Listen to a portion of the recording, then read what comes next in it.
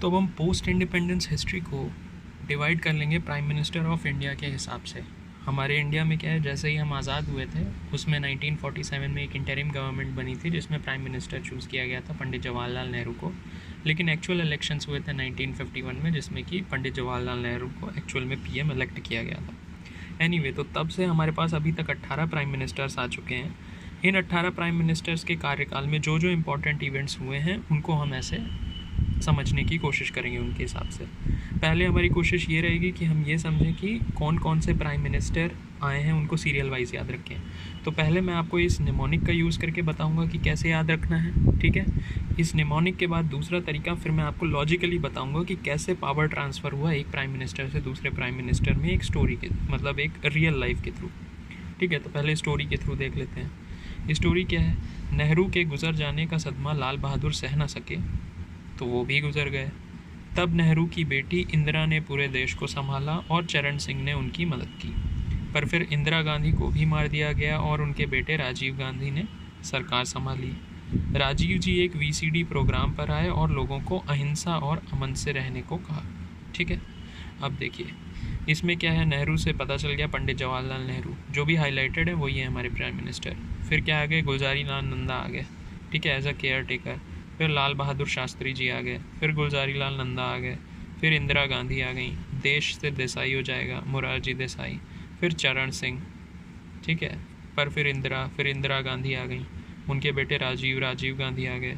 VCD से क्या याद जाएगा, वी से याद हो जाएगा वीपी सिंह, सी से चंद्रशेखर, फिर उसके बाद प्रोग्राम से क्या आ जाएगा, पी यानी पीवी नरसिम्हा राव। फिर अहिंसा, AHI, पहले 3 वर्ड से क्या आएगा, ए से आ गया अटल बिहारी वाजपेयी, एच से याद हो गया HD देवेगौड़ा और आई से इंदिरा के गुजराल। अहिंसा और अमन आपको ये पता है कि ए से क्या हो जाएगा अटल बिहारी वाजपेयी, M से क्या हो जाएंगे मनमोहन सिंह और N अभी नरेंद्र मोदी चल रहे हैं। तो ये 18 प्राइम मिनिस्टर्स आए हैं, ठीक है। आज़ादी के हुए कितने हैं, ऑलमोस्ट 70 साल ही हुए हैं, ठीक है, 70 साल के आसपास।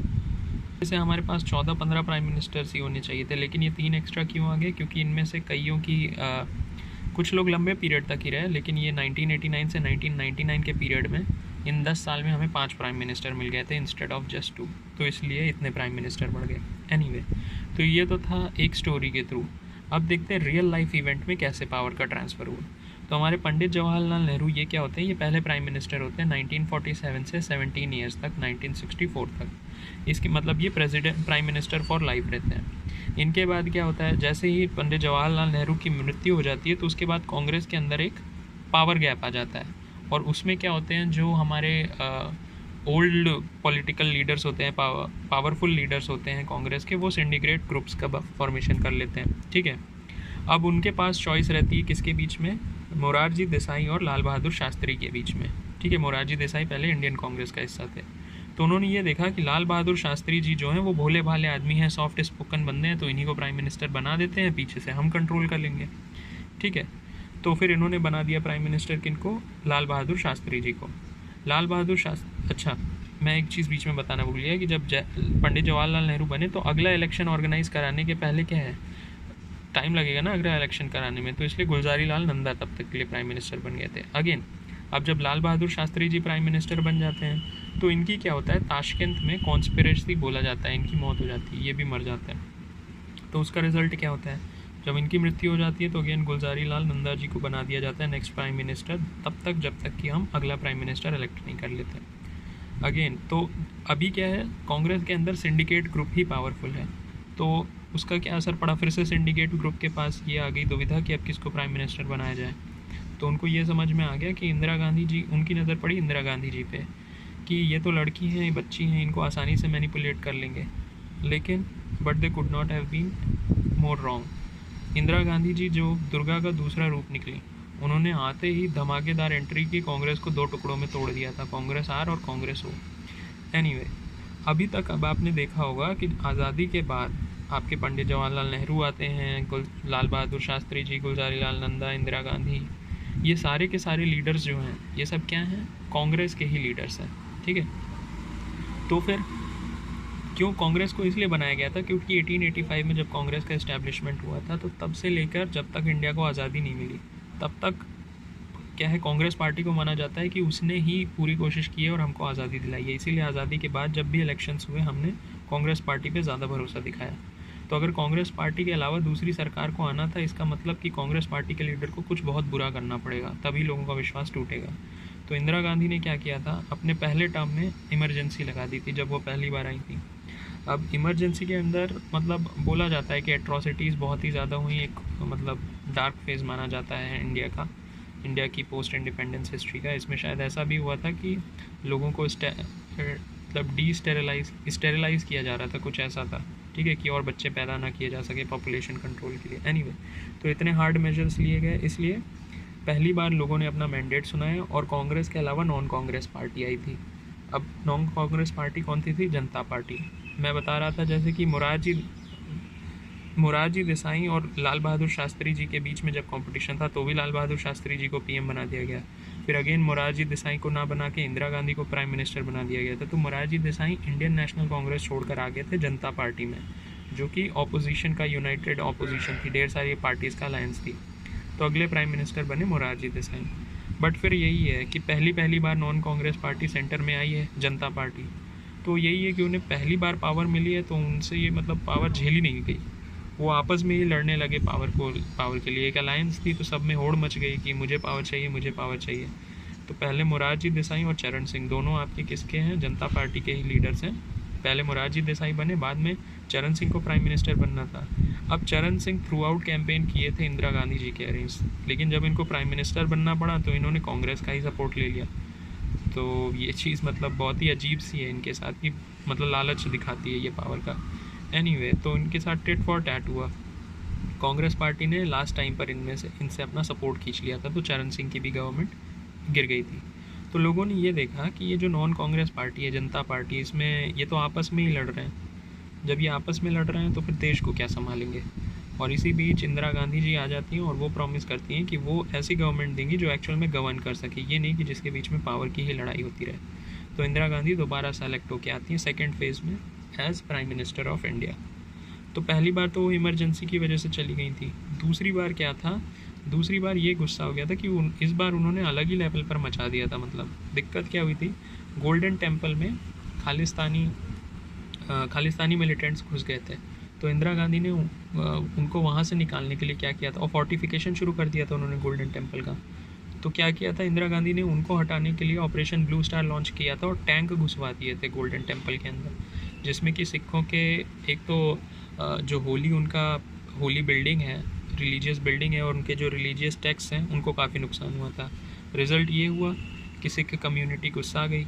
इंदिरा गांधी के बॉडीगार्ड भी सिख थे, तो उन्होंने इसी के रिवेंज में क्या किया था, इंदिरा गांधी को शूट कर दिया था। तो इंदिरा गांधी जी मर गई।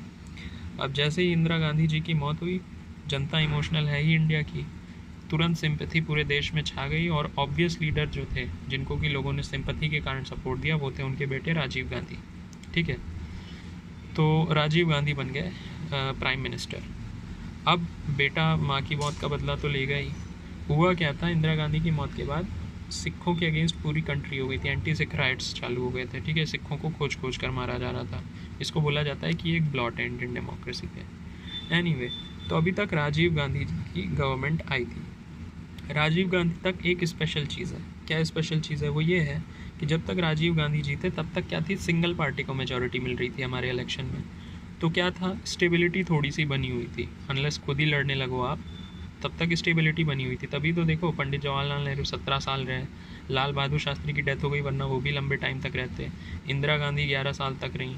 अब जनता पार्टी आपस में लड़ ली, वरना ये लोग भी देर तक रह सकते थे। फिर इंदिरा गांधी आई, जब तक मौत नहीं हुई उनकी तब तक वो बनी रहीं। राजीव गांधी ने भी अपना पूरा टर्म किया। मतलब ये हुआ सिंगल पार्टी मेजॉरिटी का बेनिफिट। लेकिन 1989 में जब राजीव गांधी जी गए तो उसके बाद एक फेज़ शुरू हुआ कोलिशन का, जिसको कहते हैं। ठीक है, जिसमें पार्टी साथ में आके गवर्नमेंट बनाने लगी सेंटर पर, क्योंकि किसी को भी सिंगल पार्टी मेजॉरिटी मिली नहीं। अब जब कोलिशन बनेगी तो अलग अलग नेचर की पार्टी आएंगी साथ में, तो उसका दिक्कत ये हो जाएगी उसके साथ कि इंस्टेबिलिटी बढ़ जाएगी, सबके पर्सनल इंटरेस्ट रहेंगे। तो कभी भी किसी का इंटरेस्ट मीट नहीं हुआ तो तुरंत वो अपना सपोर्ट वापस ले लेगा, जिसके कारण कि अगले 10 साल में हमें 2 PM बनने चाहिए थे, लेकिन हमको मिले टोटल कितने, 6 PM मिले 10 साल में, राइट। जिसमें से PV नरसिम्हा राव अपना टर्म पूरा कर पाए, बाकी आपको 5 साल में 5 प्राइम मिनिस्टर मिले। तो इतनी ज़्यादा इंस्टेबिलिटी आ गई थी। तो अच्छा, देखते हैं कि राजीव गांधी जी के बाद पावर ट्रांसफ़र कैसे हुआ। देखिए, राजीव गांधी जी पावर से हटे क्यों? राजीव गांधी जी की गवर्नमेंट पे एक्चुअल में करप्शन के बहुत बड़े बड़े चार्जेस लगे हुए थे। राजीव गांधी की ही गवर्नमेंट में क्या थे, मतलब डिफेंस मिनिस्टर के पोस्ट पर थे आपके वीपी सिंह जी, और उन्होंने खुलासा किया था, उन्होंने एविडेंस प्रोवाइड किया था बोफोर्स स्कैम में। ठीक है, राजीव गांधी जी बोफोर्स स्कैम में थे। बोफोर्स क्या थी? आर्म्स डील थी, एक वेपन्स डील। तो उसमें करप्शन का खुलासा, करप्शन से रिलेटेड डिटेल दी थी वीपी सिंह ने, जो कि उन्हीं की गवर्नमेंट के डिफेंस मिनिस्टर थे। तो राजीव ऑब्वियसली क्या किया, राजीव गांधी जी ने वीपी सिंह के अगेंस्ट एक्शन लिया, उनको कैबिनेट से हटा दिया। अब इसका जवाब वीपी सिंह ने ये दिया कि इन्होंने इनकी पार्टी छोड़ दी, राजीव गांधी की। ठीक है, और दूसरी पार्टी से इन्होंने इलेक्शन लड़े है। ठीक है, तो वीपी सिंह ने क्या किया था, इन्होंने नेशनल फ्रंट पार्टी ज्वाइन कर ली थी। तो अगले 1989 के जो इलेक्शंस हुए उसमें क्या हुआ था कि ये उसमें किसी को मेजॉरिटी मिली नहीं, आपसे कोलिशन गवर्नमेंट का फॉर्मेशन शुरू हो जाएगा। तो नेशनल फ्रंट पार्टी ने बीजेपी और जनता पार्टी का साथ लेकर क्या कर ली, गवर्नमेंट बना ली वीपी सिंह ने। लेकिन वीपी सिंह, नाम इनका सिंह है, ठीक है, लेकिन इन्होंने कई काम ऐसे किए जो कि सिंह यानी जनरल कैटेगरी के अगेंस्ट थे। एग्जाम्पल क्या होगा अब दिक्कत, ये देखिए, बीजेपी और जनता पार्टी दोनों से रिलेटेड एक दिक्कत आएगी। दिक्कत ये हुई थी कि उस वक्त क्या था, बीजेपी ने रथ यात्रा की थी। ठीक है, रथ यात्रा किस लिए की थी कि उन्हें राम मंदिर बनाना था बाबरी मस्जिद के जगह पर। तो उसमें क्या हुआ था कि बीजेपी, उसमें LK आडवाणी लीड कर रहे थे बीजेपी को, इस रथ यात्रा को। तो बिहार के चीफ मिनिस्टर लालू प्रसाद यादव ने LK आडवाणी को क्या कर दिया था, कम्युनल टेंशन के चार्जेस पे जेल भिजवा दिया था। तो अब क्या है, वीपी गवर्नमेंट, मतलब विश्वनाथ प्रताप सिंह ने मदद ही नहीं की उनकी, तो इसलिए बीजेपी ने वीपी गवर्नमेंट से सपोर्ट खींच लिया। तो क्या हुआ, वीपी गवर्नमेंट गिर गई। तो ये तो रोल हुआ इनके अलायंस में बीजेपी का, कि बीजेपी ने सपोर्ट खींचा तो इनकी गवर्नमेंट गिर गई। जनता पार्टी का क्या रोल था? अब जनता पार्टी से ही रिलेटेड क्या है कि चंद्रशेखर निकल गए वीपी गवर्नमेंट की ओर से। चंद्रशेखर भी क्या थे, वीपी गवर्नमेंट के ही अंडर थे। तो चंद्रशेखर निकल गए वीपी गवर्नमेंट से और उन्होंने स्वतंत्र जनता पार्टी की फॉर्मेशन की। ठीक है, और उन्होंने फिर इसके बाद इलेक्शन लड़ा। अगेन कोलिशन का ही टाइम चल रहा है, तो चंद्रशेखर अकेले बन नहीं पाए प्राइम मिनिस्टर, तो इन्होंने क्या किया, इन्होंने कांग्रेस का सपोर्ट लिया। ठीक है, फिर बाद में क्या करती है कि कांग्रेस भी इनको धोखा दे देगी फिर से, तो अगेन चंद्रशेखर की भी सरकार चली जाएगी। तो एक तरह से आपने देखा कि क्या हुआ, जिस हिसाब से राजीव गांधी की गवर्नमेंट को छोड़कर आपके वीपी सिंह आए थे, उन्होंने वो नेक्स्ट प्राइम मिनिस्टर बने, उसी तरह से वीपी सिंह की गवर्नमेंट को छोड़ के चंद्रशेखर बाहर आए थे और ये फिर प्राइम मिनिस्टर बने। एनीवे, तो इस बीच क्या है, इस बीच आपकी ये खबर आ जाती है जी, चंद्रशेखर किस टाइम पे प्राइम मिनिस्टर बने, 1989 में राजीव गांधी हटे। ठीक है, तो अभी क्या है, ये दो प्राइम मिनिस्टर वीपी सिंह हो गए, चंद्रशेखर, दोनों एक एक साल रहे। तो चंद्रशेखर के टाइम तक क्या हुआ, 1991 आ गया, जब क्या था, जब चंद्रशेखर की सरकार गिरी तो 1991 का इलेक्शन होने वाला था। उस इलेक्शन में आपके राजीव गांधी जी गए थे तमिलनाडु में, ठीक है, इलेक्शन की कैंपेन करने।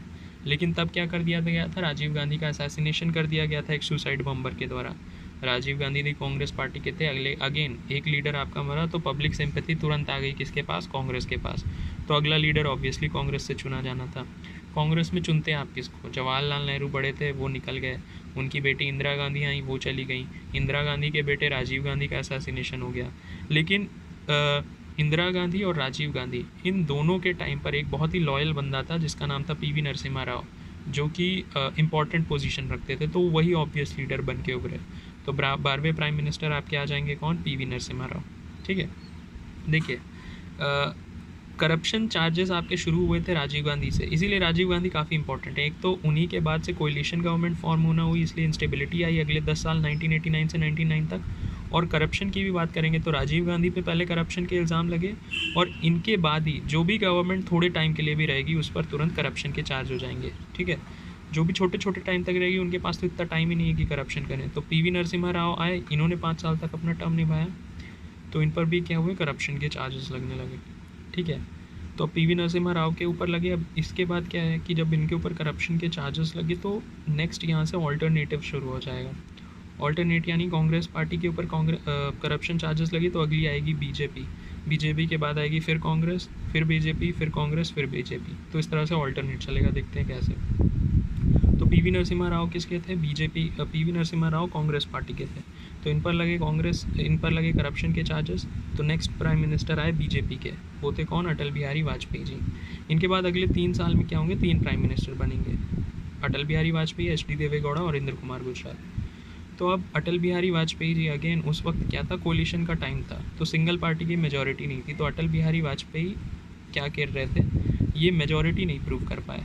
इन्होंने सबसे ज़्यादा वोट तो गेन किए थे, लेकिन सिंगल पार्टी मेजॉरिटी नहीं मिली थी इनको, तो कोलिशन के लिए ये दूसरी पार्टीज़ नहीं जुटा पाए थे, इसलिए अटल बिहारी को 13 दिन में ही छोड़ना पड़ा। नेक्स्ट क्या है, बीजेपी के बाद आएगी कांग्रेस।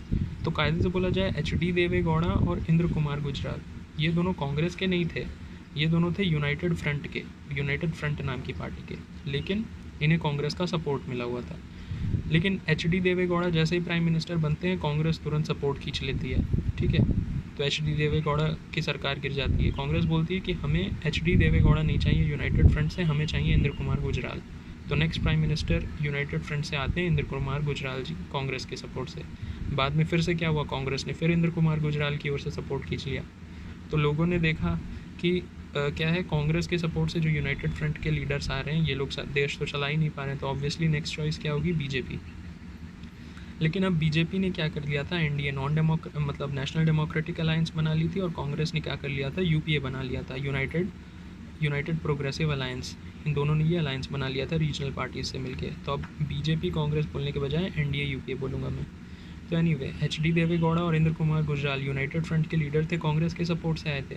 इसके बाद नेक्स्ट आ जाएंगे आपके अटल बिहारी वाजपेयी जी, एनडीए की ओर से, और ये दो टर्म तक रहेंगे। पहला टर्म क्या होगा इनका, एक ही साल में इनकी सरकार गिर जाएगी, क्योंकि क्या होगा, AIADMK, ये इनका सपोर्ट, कौन तो था जो ले लेती है, AIADMK ही थी शायद, जिन्होंने सपोर्ट खींच लिया था। एनीवे, पर अटल बिहारी वाजपेयी ने कारगिल के युद्ध में इंडिया को जिता दिया था, इसलिए इनको नेक्स्ट टर्म भी मिल जाता है। फिर अटल बिहारी वाजपेयी भी अब 5 साल के लिए लगे, तो अगेन इन पर भी करप्शन के चार्जेस लग गए थे, इनकी गवर्नमेंट पे भी, मतलब इन पे नहीं लगे थे, इनकी गवर्नमेंट के कुछ लीडर्स थे जो कि करप्शन में इन्वॉल्व हुए थे। प्लस गुजरात राइट भी अटल बिहारी वाजपेयी के ही अंडर हुआ था। उसके बाद नेक्स्ट क्या होता है, एनडीए के बाद आती है यूपीए की गवर्नमेंट। यूपीए में आ जाते हैं मनमोहन सिंह, यानी कांग्रेस फिर 2 टर्म तक रहती है मनमोहन सिंह के अंडर। फिर 2 टर्म के बाद अभी क्या है, फिर कांग्रेस के ऊपर भी बहुत ढेर सारे करप्शन के चार्जेस लग जाते हैं, ठीक है। कांग्रेस के ऊपर तो ढेर सारे करप्शन के चार्ज लगते हैं, 2G स्कैम हो गया, कोल स्कैम हो गया, कॉमनवेल्थ गेम स्कैम हो गया। तो अगेन इन करप्शन के चार्जेस के बाद अब आते हैं आपके नरेंद्र मोदी। तो नरेंद्र मोदी का फर्स्ट फेज़ पूरा हो जाता है, लेकिन सेकेंड फेज़ के जो 2019 के इलेक्शन होते हैं, उसके जस्ट पहले क्या होती है, बालाकोट एयर स्ट्राइक करवा देते हैं। तो अगेन पाकिस्तान के जो टेररिस्ट कैंप होते हैं उनके ऊपर बम फेंकवा देते हैं। अगेन पूरे नेशन का सपोर्ट चला जाता है नरेंद्र मोदी के साथ, तो 2019 में भी ये प्राइम मिनिस्टर बन जाते हैं। तो ऐसे आपने देखा कि पावर शिफ्ट कैसे हुआ हमारे सारे प्राइम मिनिस्टर के बीच में। तो अब देख लेते हैं, अब मैं क्या करूँगा, आपको एक डायग्राम के थ्रू समझाऊँगा, ठीक है। देखिए, मैं आपको क्या करूँगा, ये शुरू के जो प्राइम मिनिस्टर हैं हमारे, राजीव गांधी तक, इन सब में मैं प्राइम मिनिस्टर्स को क्या कर लूँगा, उनकी ड्राइंग बना दूँगा, और उनके जो हैंड्स हैं उनका यूज़ करके मैं आपको एक हैंड उनका होम मिनिस्ट्री को रिप्रेजेंट करेगा और एक हैंड उनका एक्सटर्नल मिनिस्ट्री को रिप्रेजेंट करेगा। तो उस डायग्राम से उनके टाइम पे जो इंपॉर्टेंट इवेंट्स हुए हम बस उसको देख लेंगे। डिटेल्ड के लिए हमने सेपरेट वीडियो बनाया है। इसके बाद राजीव गांधी के बाद ये वीपी सिंह, मतलब 1989 से 1999 तक, अगले 10 सालों में क्या हुआ, सिर्फ पीवी नरसिम्हा राव रहे और बाकी 5 साल में 5 PM आए। तो ये बहुत छोटे छोटे काल के लिए थे, ठीक है। तो ये जो छोटे छोटे टाइम के लिए हैं प्राइम मिनिस्टर्स, उनके तो हम नाम से ही समझ लेंगे, उनके इवेंट नाम से ही कोई निमोनिक बना के उनके टाइम का इवेंट देख लेंगे। पीवी नरसिम्हा राव इन्होंने पूरा टर्म किया, तो इसलिए इनका हम डायग्राम से समझेंगे। फिर अटल बिहारी वाजपेयी, एच.डी. देवेगौड़ा, इंद्र कुमार गुजराल, ये सब भी छोटे छोटे टाइम के लिए थे, तो इनके नाम से ही समझ में आ जाएगा। और फिर लेटेस्ट एनडीए यूपीए एनडीए जो आई, अटल बिहारी वाजपेयी, मनमोहन सिंह, नरेंद्र मोदी, अगेन इन्होंने पूरा टर्म लिया है, तो इनका हम डायग्राम से समझेंगे, ठीक है। तो लेट्स बिगिन। तो इंडिविजुअली आते हैं अब एक एक प्राइम मिनिस्टर पर। तो सबसे पहले आ गए पंडित जवाहरलाल नेहरू आपके। अब इनका डायग्राम देखिए, इनको आप इमेजिन कर सकते हैं मैं कि इनके राइट हैंड होम मिनिस्ट्री को रिप्रेजेंट कर रहा है, या मैं इस फिगर के हिसाब से बताता हूँ। मैं लेफ़्ट साइड जो है वो होम मिनिस्ट्री को रिप्रेजेंट कर रहा है और राइट साइड जो है एक्सटर्नल अफेयर्स को रिप्रेजेंट कर रहा है। तो इनके हाथ में क्या है, बुक पड़ी हुई है, ठीक है। बुक क्या रिप्रेजेंट करती है, ये बुक है साइंस की। बुक्स का यूज़ कहाँ किया जाता है, स्कूल और यूनिवर्सिटी में। तो इससे होम मिनिस्ट्री का पता चल जाएगा, और एक्सटर्नल अफेयर्स वाले हाथ में इनके माइक है, इससे एक्सटर्नल अफेयर का पता चल जाएगा, और जेब में पैसे, जिससे इकोनॉमी का पता चल जाएगा। तो देखते हैं बुक से क्या पता चलेगा।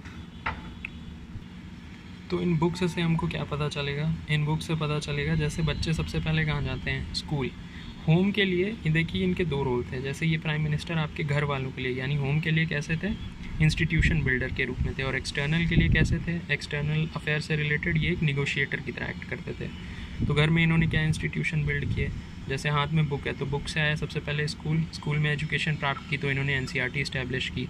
फिर स्कूल के बाद बच्चे गए यूनिवर्सिटी में तो इन्होंने यूजीसी का सेटअप किया। फिर इसके बाद बच्चे यूनिवर्सिटी के बाद कहाँ हैं, टेक्निकल फील्ड में गए तो उन्होंने आईआईटीज़ बना दी। रिसर्च के लिए council of scientific institutional research बना दिया गया। फिर यहाँ से जो बच्चे निकले उन्होंने स्पेस और एनर्जी के क्षेत्र में इनकोस्पार, एटॉमिक एनर्जी डिपार्टमेंट, इस तरह के एरियाज़ बनाए। ठीक है, तो इससे आपको पता चल गया कि होम अफेयर्स में इन्होंने क्या किया। एक्सटर्नल्स के लिए इनके हाथ में माइक है, तो माइक से क्या पता चलता है कि ये सिर्फ बोलते थे, मतलब निगोशिएट करने की कोशिश करते थे, लड़ना अवॉइड करते थे। तो फॉरेन अफेयर्स में क्या है, वर्ल्ड उस वक्त दो पार्ट में डिवाइडेड था, मतलब कोल्ड वॉर चल रही थी, तो यूएसए और यूएसएसआर, ये दो ब्लॉक्स थे। तो इन्होंने बोला कि हम नॉन अलाइनमेंट की पॉलिसी फॉलो करेंगे, ठीक है, किसी भी ब्लॉक के साथ नहीं रहेंगे। तो ये तो वर्ल्ड के लिए था इनकी निगोशिएटिंग एबिलिटी। और जो इमीडिएट इनके नेबर थे, एक पाकिस्तान और एक चाइना, तो इनके साथ इनके रिलेशन उतने अच्छे हुए नहीं। पाकिस्तान के साथ भी हमको एक लड़ाई करनी पड़ी और चाइना के साथ भी। पाकिस्तान के साथ 1947 में जो वॉर हुआ वो हुआ कश्मीर इशू के ऊपर, और दूसरा इशू पाकिस्तान के साथ इंडस रिवर वाटर के ऊपर था। उसी तरह चाइना हुआ, चाइना के साथ हमारी वॉर हुई 1962 में, इंडो साइनो इंडिया वॉर, जिसमें चाइना ने अरुणाचल प्रदेश पे अटैक किया था, तो उस इशू पे। और दूसरा इशू चाइना के साथ तिब्बत का था, जिसमें हमने तिब्बत दे दिया था उनको और पंचशील एग्रीमेंट साइन किया उनके साथ। अच्छा, तीसरी चीज़ है नेहरू जी की जेब में ये जो पैसा लिखा हुआ है। तो पैसे में क्या है कि नए देश की इकोनॉमी डिसाइड करनी थी, तो इन्होंने मॉडल जो चुना वो मिक्स मॉडल चुना, कैपिटलिस्ट प्लस सोशलिस्ट। और इन्होंने क्या किया, इस मॉडल को एग्जीक्यूट करने के लिए प्लानिंग कमीशन और नेशनल डेवलपमेंट काउंसिल का फॉर्मेशन किया। 17 साल तक थे, तो यानी इन्होंने 5 ईयर के प्लान निकाले थे। पहले वाले प्लान ने फोकस किया एग्रीकल्चर पे, एग्रीकल्चर यानी लैंड और वाटर चाहिए एग्रीकल्चर करने के लिए, तो लैंड रिफॉर्म और डैम्स और इरीगेशन प्रोजेक्ट्स। सेकेंड प्लान में उन्होंने इंडस्ट्रीज़ के ऊपर फोकस किया, और थर्ड में भी इंडस्ट्रीज़ के ऊपर फोकस किया। तो ओवरऑल देखो आप, तो प्राइम मिनिस्टर जो नेहरू थे ये घर वालों के लिए इंस्टीट्यूशन बिल्डर थे, अलग अलग इंस्टीट्यूशंस बनाए, एजुकेशन, साइंटिफिक रिसर्च, ये वो, ठीक है, डैम्स वैम्स को बिल्डअप किया। बाहर वालों के लिए निगोशिएटर थे, और इकोनॉमी में इन्होंने प्लानिंग कमीशन और इस तरह की चीज़ों का फॉर्मेशन किया। ये प्रेसिडेंट फॉर लाइफ थे, जब तक जिए तब तक प्रेसिडेंट, तब ये प्राइम मिनिस्टर फॉर लाइफ थे, जब तक जिए तब तक प्राइम मिनिस्टर थे, 1947 से 1964 यानी 17 साल तक। इसके बाद नेक्स्ट प्राइम मिनिस्टर आते हैं आपके लाल बहादुर शास्त्री जी। ये रहे कब से कब तक, 1964 से 1966। ये सॉफ्ट स्पोकन थे बट मैन ऑफ इंटीग्रिटी थे। तो इनका डायग्राम देखते हैं। तो इनमें होम मिनिस्ट्री वाले हाथ में क्या है, आप देख सकते हो कि दूध का कैनिस्टर है और चारा है, ठीक है। और एक्सटर्नल में आप देख सकते हो कि इनके हाथ में शील्ड है, जो कि ये बताती है कि अगर कोई अटैक करेगा तो ये डिफेंसिव ऑफेंस ले सकते हैं। तो अब देखते हैं होम मिनिस्टर में क्या दिक्कत है कि जब नेहरू जी के बाद हमारी सिचुएशन आई थी, तो नेहरू जी के टाइम पे चाइना के साथ वॉर हो गई थी, पाकिस्तान के साथ वॉर हो गई थी, और हमारी इकोनॉमी ऑलरेडी डिस्टर्ब थी। तो देश में भुखमरी फैल गई थी, तो खाना था नहीं, तो लोग अंग्रेज़ी बोलने लगे थे, यानी फूड शॉर्टेज और एंटी हिंदी प्रोटेस्ट हो गई थी। तो फूड शॉर्टेज से निपटने के लिए क्या है, मिल्क, यानी मिल्क रेवोल्यूशन आया, एग्जाम्पल अमूल, और ग्रीन रेवोल्यूशन आया गया।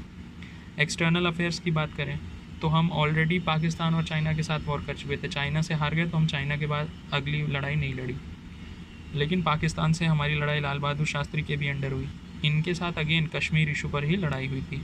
यहाँ पर यूएस ने पाकिस्तान का साथ दिया, इसलिए यूएस के साथ इनिशियली हमारे रिलेशन अच्छे नहीं थे। देश में खाने की कमी और पाकिस्तान से लड़ाई, तो खाने के लिए जय जवान, लड़ाई के लिए जय जवान, खाने के लिए जय किसान। एनीवे, तो इन्होंने नेहरू जी की तरह क्या है, निगोशिएट करने की कोशिश नहीं की, इन्होंने अटैक किया। और रिज़ल्ट क्या हुआ कि इस बार हम कश्मीर इशू पर पाकिस्तान से जीत गए। लेकिन फिर हुआ क्या, फिर ये हुआ कि ये गए थे ताशकंद में, मतलब फिर इंडिया और पाकिस्तान के बीच क्या हुआ, मतलब पीस इस्टेब्लिश करने के लिए यूएसएसआर फॉरवर्ड आया और उसने ताशकंद में बुलाया इन दोनों को, ठीक है। तो वहाँ पीस एग्रीमेंट यानी ताशकंद एग्रीमेंट साइन करने के बाद ही नेक्स्ट मॉर्निंग इनकी कॉन्स्पिरेसी में मौत हो गई। एनीवे, इसके बाद आती हैं हमारी दुर्गा, स्वयं दुर्गा का रूप इंदिरा गांधी जी आती हैं। अब इंदिरा गांधी जी क्या हैं, उनके लिए भी आप देख सकते हो होम अफेयर्स में इनके हाथ में एक मतलब बॉम्ब है जो जस्ट फूटने वाला है, और फॉरेन मिनिस्टर के लिए जान पाक तो मतलब ये डिफेंसिव ऑफेंस भी नहीं है, कम्प्लीटली ऑफेंस में थी। थोड़ा सा भी किसी ने परेशान किया तो तुरंत काट दिया। और ये एक स्पीकर लगा है जो कि ये बताता है कि इन्होंने रॉ का फॉर्मेशन किया था इंटेलिजेंस के लिए, ठीक है। एनीवे तो अभी डायग्राम से हम बताते हैं। तो ये क्या थी, घर वालों के लिए इन्होंने फर्स्ट फेज़ में अपने इकोनॉमिस्ट का रोल निभाया, सेकंड फेज़ में इन्वायरमेंटलिस्ट का, ठीक है। और बाहर वालों के लिए ये दुर्गा का रूप थी। वैसे मोटा मोटा बोला जाए तो एक बार इनको गुस्सा आने की देर है, फिर गुस्सा दिलाया अपनों ने, फिर सामने अपना हो या पराया वो मैटर नहीं करता। एग्जाम्पल अपना यानी इंडिया के अंदर इनको गुस्सा आया था तो इमरजेंसी लगा दी, ऑपरेशन ब्लू स्टार करवा दिया। बाहर वालों का यानी पराया को देखे तो 1971 में पाकिस्तान के साथ वॉर लड़ी, 1984 में। एनीवे तो इंदिरा गांधी जी 1966 से 1977 तक रहीं। तो देखिए इनके होम अफेयर से इन्होंने कैसे देखा, तो हाथ में क्या है, जस्ट एक टिकिंग बॉम्ब है। तो ये बताता है कि धमाका होगा अगर ये बॉम्ब फूटेगा तो यानी इनकी धमाकेदार एंट्री हुई थी कांग्रेस में। जैसे ही आई धमाके से क्या हुआ, वो कांग्रेस फूट गई। तो कांग्रेस स्प्लिट हुआ, कांग्रेस आर, कांग्रेस ओ में। और फिर जब कांग्रेस बड़ी पार्टी स्प्लिट होती है तो छोटी छोटी रीजनल पार्टीज़ जो हैं ये निकल कर बाहर आ जाती हैं। यही रीजनल पार्टीज़ क्या होंगी, अनरेस्ट क्रिएट कर देंगी जब ये सेकेंड फेज़ में आएंगी, जो हम डिस्कस करेंगे अभी। एनीवे तो ये तो इनकी एंट्री की बात हुई। अब दिक्कत ये है कि शास्त्री जी सिर्फ 2 साल रहे थे, तो उनके टाइम पे जो भी होम अफेयर्स के इश्यूज़ थे वो पूरी तरह से सॉल्व नहीं हुए थे, उन्होंने सिर्फ इनिशिएटिव्स लिए थे, तो वो इश्यूज़ कैरी फॉरवर्ड हो गए। तो वही खाना नहीं मिलेगा तो लोग अंग्रेज़ी बोलने लगेंगे, यानी फूड और लैंग्वेज का इशू उन्होंने भी फेस किया। तो फूड से रिलेटेड क्या है, ग्रीन रेवोल्यूशन शास्त्री जी ने ही शुरू कर दिया था, लेकिन उसके फ्रूट्स मिले इंदिरा गांधी जी को। और लैंग्वेज वाला जो इशू था, लैंग्वेज वाला जो एंटी हिंदी प्रोटेस्ट थे, उनको तो इंदिरा गांधी जी ने पूरी तरह से फिनिश कर दिया था। कैसे, उन्होंने ऑफिशियल लैंग्वेज एक्ट को ही अमेंड करके ये बोल दिया था कि इंग्लिश कंटिन्यू रहेगी जब तक चाहेंगे, ठीक है। तो ये हो गया क्या, इनका होम अफेयर्स में रोल पहली बार में, ठीक है। फिर एक्सटर्नल अफेयर्स के लिए जैसा मैंने बताया कि हाथ में तलवार है इनके, मतलब सुपर ऑफेंसिव, परेशान करने की देर है। तो इन्होंने क्या किया था, इन्होंने सबसे पहले क्या है, ये ऐसे किसी पे विश्वास नहीं करती थी। पहले इनके कान में देखते हैं, ये स्पीकर लगाया, यानी ये क्या है, इनकी कंटिन्यूस इन्फॉर्मेशन मिलती रहे। तो इन्होंने रॉ का फॉर्मेशन किया था, ठीक है, research and analysis wing on the CIA model. अब इस रॉ के बेसिस पे ये हमको इंडिया के पाकिस्तान के अगेंस्ट दोनों वॉर्स जितवा देंगी। सबसे पहली वॉर इनके कार्यकाल में लड़ी गई थी, ठीक है। ये 1966 से 1977 तक थी। तो उस बीच 1971 में क्या हुआ था, अगेन हमने पाकिस्तान के साथ लड़ाई लड़ी। इस पाकिस्तान के साथ की लड़ाई में क्या है कि इंस्टेबिलिटी हो रही थी ईस्ट पाकिस्तान में। तो इन्होंने वहाँ पर क्या कर दिया था, वहाँ पर मुक्ति वाहिनी को ट्रेन करके भेजा, और रिज़ल्ट ये हो गया कि इन्होंने पाकिस्तान को ही 2 हिस्सों में तोड़ दिया था। एक बांग्लादेश बन गया था आपका, और एक पाकिस्तान पहले से ही था। तो बर्थ ऑफ बांग्लादेश हुई 1971 की इंडिया पाक की वॉर में। तो ये इनका होम अफेयर एक्सटर्नल अफेयर हो गया। बाकी फिर पैसों की बात की जाए, इकोनॉमी की बात की जाए, तो इकोनॉमी को तो इन्होंने पूरी तरह से बदल के रख दिया था, ठीक है।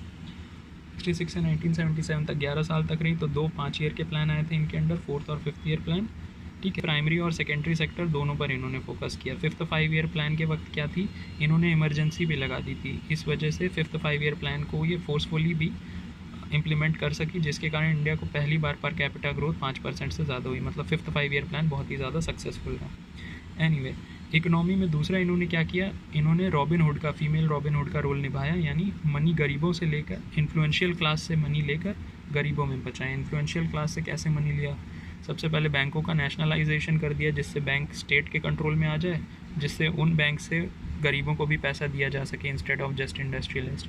फिर जो प्रिंसेस को प्राइवेट पर्सेस थे मिले हुए थे, उनको अबॉलिश कर दिया। तो यहाँ से जो पैसा बचा वो भी आ गया डेफिसिट हटाने में।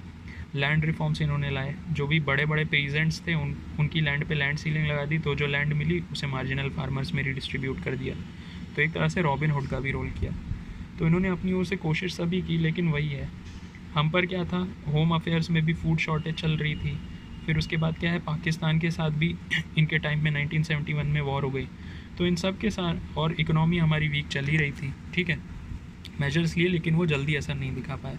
तो इसकी वजह से देश में क्या बढ़ गया, अनएम्प्लॉयमेंट बढ़ गया। तो यानी पब्लिक अब डायरेक्ट इफेक्ट हो रही थी, महंगाई बढ़ गई है, जॉब नहीं है। तो अगेन लोग कुछ तो करेंगे, तो लोग ने नॉन लीगल और लीगल दोनों एक्शन लिया। नॉन लीगल एक्शन जो था वो था JP मूवमेंट, ठीक है, जिसमें इंदिरा हटाओ की बात होने लगी। और फिर लीगल एक्शन क्या हुआ, इंदिरा गांधी के अगेंस्ट किसी ने इलाहाबाद हाई कोर्ट में कंप्लेंट दायर कर दी कि इनका इलेक्शन ही रिग्ड था, इलेक्शन सही ढंग से नहीं हुआ। तो इलाहाबाद हाई कोर्ट ने डिसीजन दिया कि हाँ, इंदिरा गांधी जी का इलेक्शन सही से नहीं हुआ है। तो इंदिरा गांधी अपील में सुप्रीम कोर्ट के पास गई, जिन्होंने स्टे लगा दिया ऑर्डर पे। एनीवे इस लीगल एक्शन के बाद JP मूवमेंट फिर से रिवाइव हो गया। तो इंदिरा गांधी ने देखा कि ये तो बिल्कुल डिस्टर्बेंस क्रिएट हो गया है, कोई डिसिप्लिन है ही नहीं कंट्री में। तो यहाँ पे वो क्या कर देती हैं, इमरजेंसी लगा देती हैं 1975 से 1977 तक। 75 कैसे याद रखोगे, 25 3 75। एनीवे इमरजेंसी एक इंटरेस्टिंग पीरियड था। तो हम देखेंगे बिफोर इमरजेंसी, ड्यूरिंग इमरजेंसी और आफ्टर इमरजेंसी। इमरजेंसी के जस्ट 1 साल पहले यानी 1974 में इन्होंने स्माइलिंग बुद्धा लाया, जिसको बोलते हैं पोखरान 1, यानी थार डेजर्ट में क्या है, पोखरान की विलेज में इन्होंने पहला न्यूक्लियर टेस्ट किया। ठीक है। दूसरा क्या है, ड्यूरिंग इमरजेंसी इन्होंने 42nd कॉन्स्टिट्यूशनल अमेंडमेंट एक्ट लाया। 42nd कॉन्स्टिट्यूशनल अमेंडमेंट एक्ट में क्या हुआ कि जुडिशरी का रोल घटा दिया और पार्लियामेंट को बहुत ज़्यादा पावर दे दी। पार्लियामेंट को ये पावर दी कि वो कोई भी कॉन्स्टिट्यूशन के किसी भी प्रोविज़न को अमेंड कर सकता है, कोई भी रिस्ट्रिक्शन नहीं है पार्लियामेंट की अमेंडिंग पावर पे। और दूसरा, जुडिशरी को बिल्कुल कमज़ोर बना दिया, उसकी विंग्स ही क्लिप ऑफ कर दी। ठीक है। दूसरा क्या किया था इन्होंने, दूसरा ये किया कि जुडिशरी की अमेंडिंग पावर पर क्या कर दिया, कंट्रोल ला दिया। क्या है कि इट प्लेस्ड अमेंडमेंट्स आउटसाइड पर व्यू ऑफ कोर्ट्स, कि कोर्ट्स क्या कर सकते हैं, अमेंडमेंट नहीं कर सकते हैं। ठीक है। इस तरह से पार्लियामेंट को इन्होंने स्ट्रॉन्ग बना दिया था और जुडिशरी को वीक बना दिया था। अब देखिए, हमने देख लिया कि बिफोर इमरजेंसी क्या हुआ, आफ्टर हमने ये देख लिया कि बिफोर इमरजेंसी यानी 1 साल पहले स्माइलिंग बुद्धा न्यूक्लियर टेस्ट कर दिया। During emergency 42nd constitutional amendment act ला के पार्लियामेंट को स्ट्रॉन्ग और जुडिशरी को वीक बना दिया। इसके 42nd कॉन्स्टिट्यूशनल अमेंडमेंट एक्ट को मिनी कॉन्स्टिट्यूशन भी कहते हैं। आफ्टर इमरजेंसी फिर इनके हाथ में कुछ भी नहीं रह गया, अब फिर जनता के हाथ में आ गई। इमरजेंसी जो थी हमारी डार्केस्ट पीरियड थी इंडिया के पोस्ट इंडिपेंडेंस हिस्ट्री का, और इसके कारण क्या हुआ, एक हिस्टोरिक इलेक्शन हुआ जिसमें पहली बार देश में क्या हुई थी, नॉन कांग्रेस पार्टी आई थी। कांग्रेस पे लोगों का खूब विश्वास था शुरू से, क्योंकि माना जाता था कि कांग्रेस ने ही हमको इंडिपेंडेंस दिलाई है। तो अगर लोगों ने नॉन कांग्रेस पार्टी चूज़ की है, इसका मतलब उनके ऊपर कुछ ज़्यादा ही उनको ऐसा लगा होगा कि हमारे ऊपर अत्याचार हुआ है। तो इमरजेंसी जैसा बड़ा इवेंट था जिसने कि पावर शिफ्ट किया पोस्ट इंडिपेंडेंस हिस्ट्री इंडिया में। तो इंदिरा गांधी जी के बाद सेलेक्ट होकर कौन सी पार्टी आई, अगली पार्टी आई हमारी जनता पार्टी। अब जनता पार्टी के लिए डायग्राम बनाने की ज़रूरत नहीं है, क्योंकि इनका छोटा सा पीरियड है, 3 साल का पीरियड है।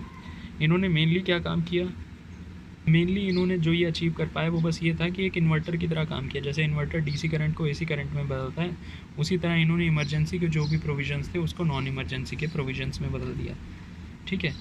मतलब यही इनका मेन कंट्रीब्यूशन था बस। नॉन इमरजेंसी के प्रोविज़न में मतलब पहले तो एक शाह कमीशन बिठा दी, ये देखने के लिए कि हाँ इंदिरा गांधी ने कोई अट्रॉसिटी की है क्या इमरजेंसी में, हालांकि कोई एविडेंस नहीं मिला इसका। दूसरा, इन्होंने क्या कर दिया, जो भी डेमोक्रेटिक राइट्स वापस लिए गए थे उन सबको रिस्टोर कर दिया, पावर ऑफ जुडिशरी रिस्टोर कर दी, और इमरजेंसी को लगाना और भी मुश्किल कर दिया। ठीक है। तो ये 2 चीज़ थे जो उन्होंने की, बाकी तो और कुछ खास नहीं किया इन्होंने। ठीक है। रिज़ल्ट क्या था, इतनी जल्दी इनकी सरकार गिर गई, क्योंकि जनता पार्टी क्या है, पहली बार नॉन कांग्रेस पार्टी सेंटर में आई है, तो सब पावर के ये लोग भूखे थे, तो ये आपस में ही लड़ते रह गए। मोरारजी देसाई और चरण सिंह, इनके बीच में लड़ाई थी पीएम बनने की। पहले मोरारजी देसाई बने, फिर उसके बाद चरण सिंह, जो कि लगातार इंदिरा गांधी का अपोजिशन कर रहे थे, क्रिटिसाइज़ कर रहे थे, उन्होंने प्राइम मिनिस्टर बनने के लिए यानी पावर में आने के लिए कांग्रेस का ही सपोर्ट लिया। तो ऑब्वियसली कांग्रेस ने भी क्या किया, फिर जस्ट एन मौके पर उनको धोखा दे दिया, तो ये अपनी मेजॉरिटी नहीं प्रूव कर पाए। तो इस हिसाब से चरण सिंह वैसे प्राइम मिनिस्टर थे who never face the parliament, और मोरारजी देसाई ये ऑनेस्ट प्राइम मिनिस्टर, ऑनेस्ट तो थे बट ये कंजर्वेटिव एंड पर थे। ठीक है। इनको मोरारजी देसाई को बेचारे को लाल बहादुर शास्त्री को चुन लिया गया था, जब ये कांग्रेस में थे तो पहले लाल बहादुर शास्त्री को चुन लिया गया था, दोबारा इंदिरा गांधी को चुन लिया गया था, तो अल्टीमेटली ये छोड़ के कांग्रेस जनता पार्टी में आए थे। लेकिन यहाँ पर भी फिर इसके बाद चरण सिंह जी आ गए थे प्राइम मिनिस्टर।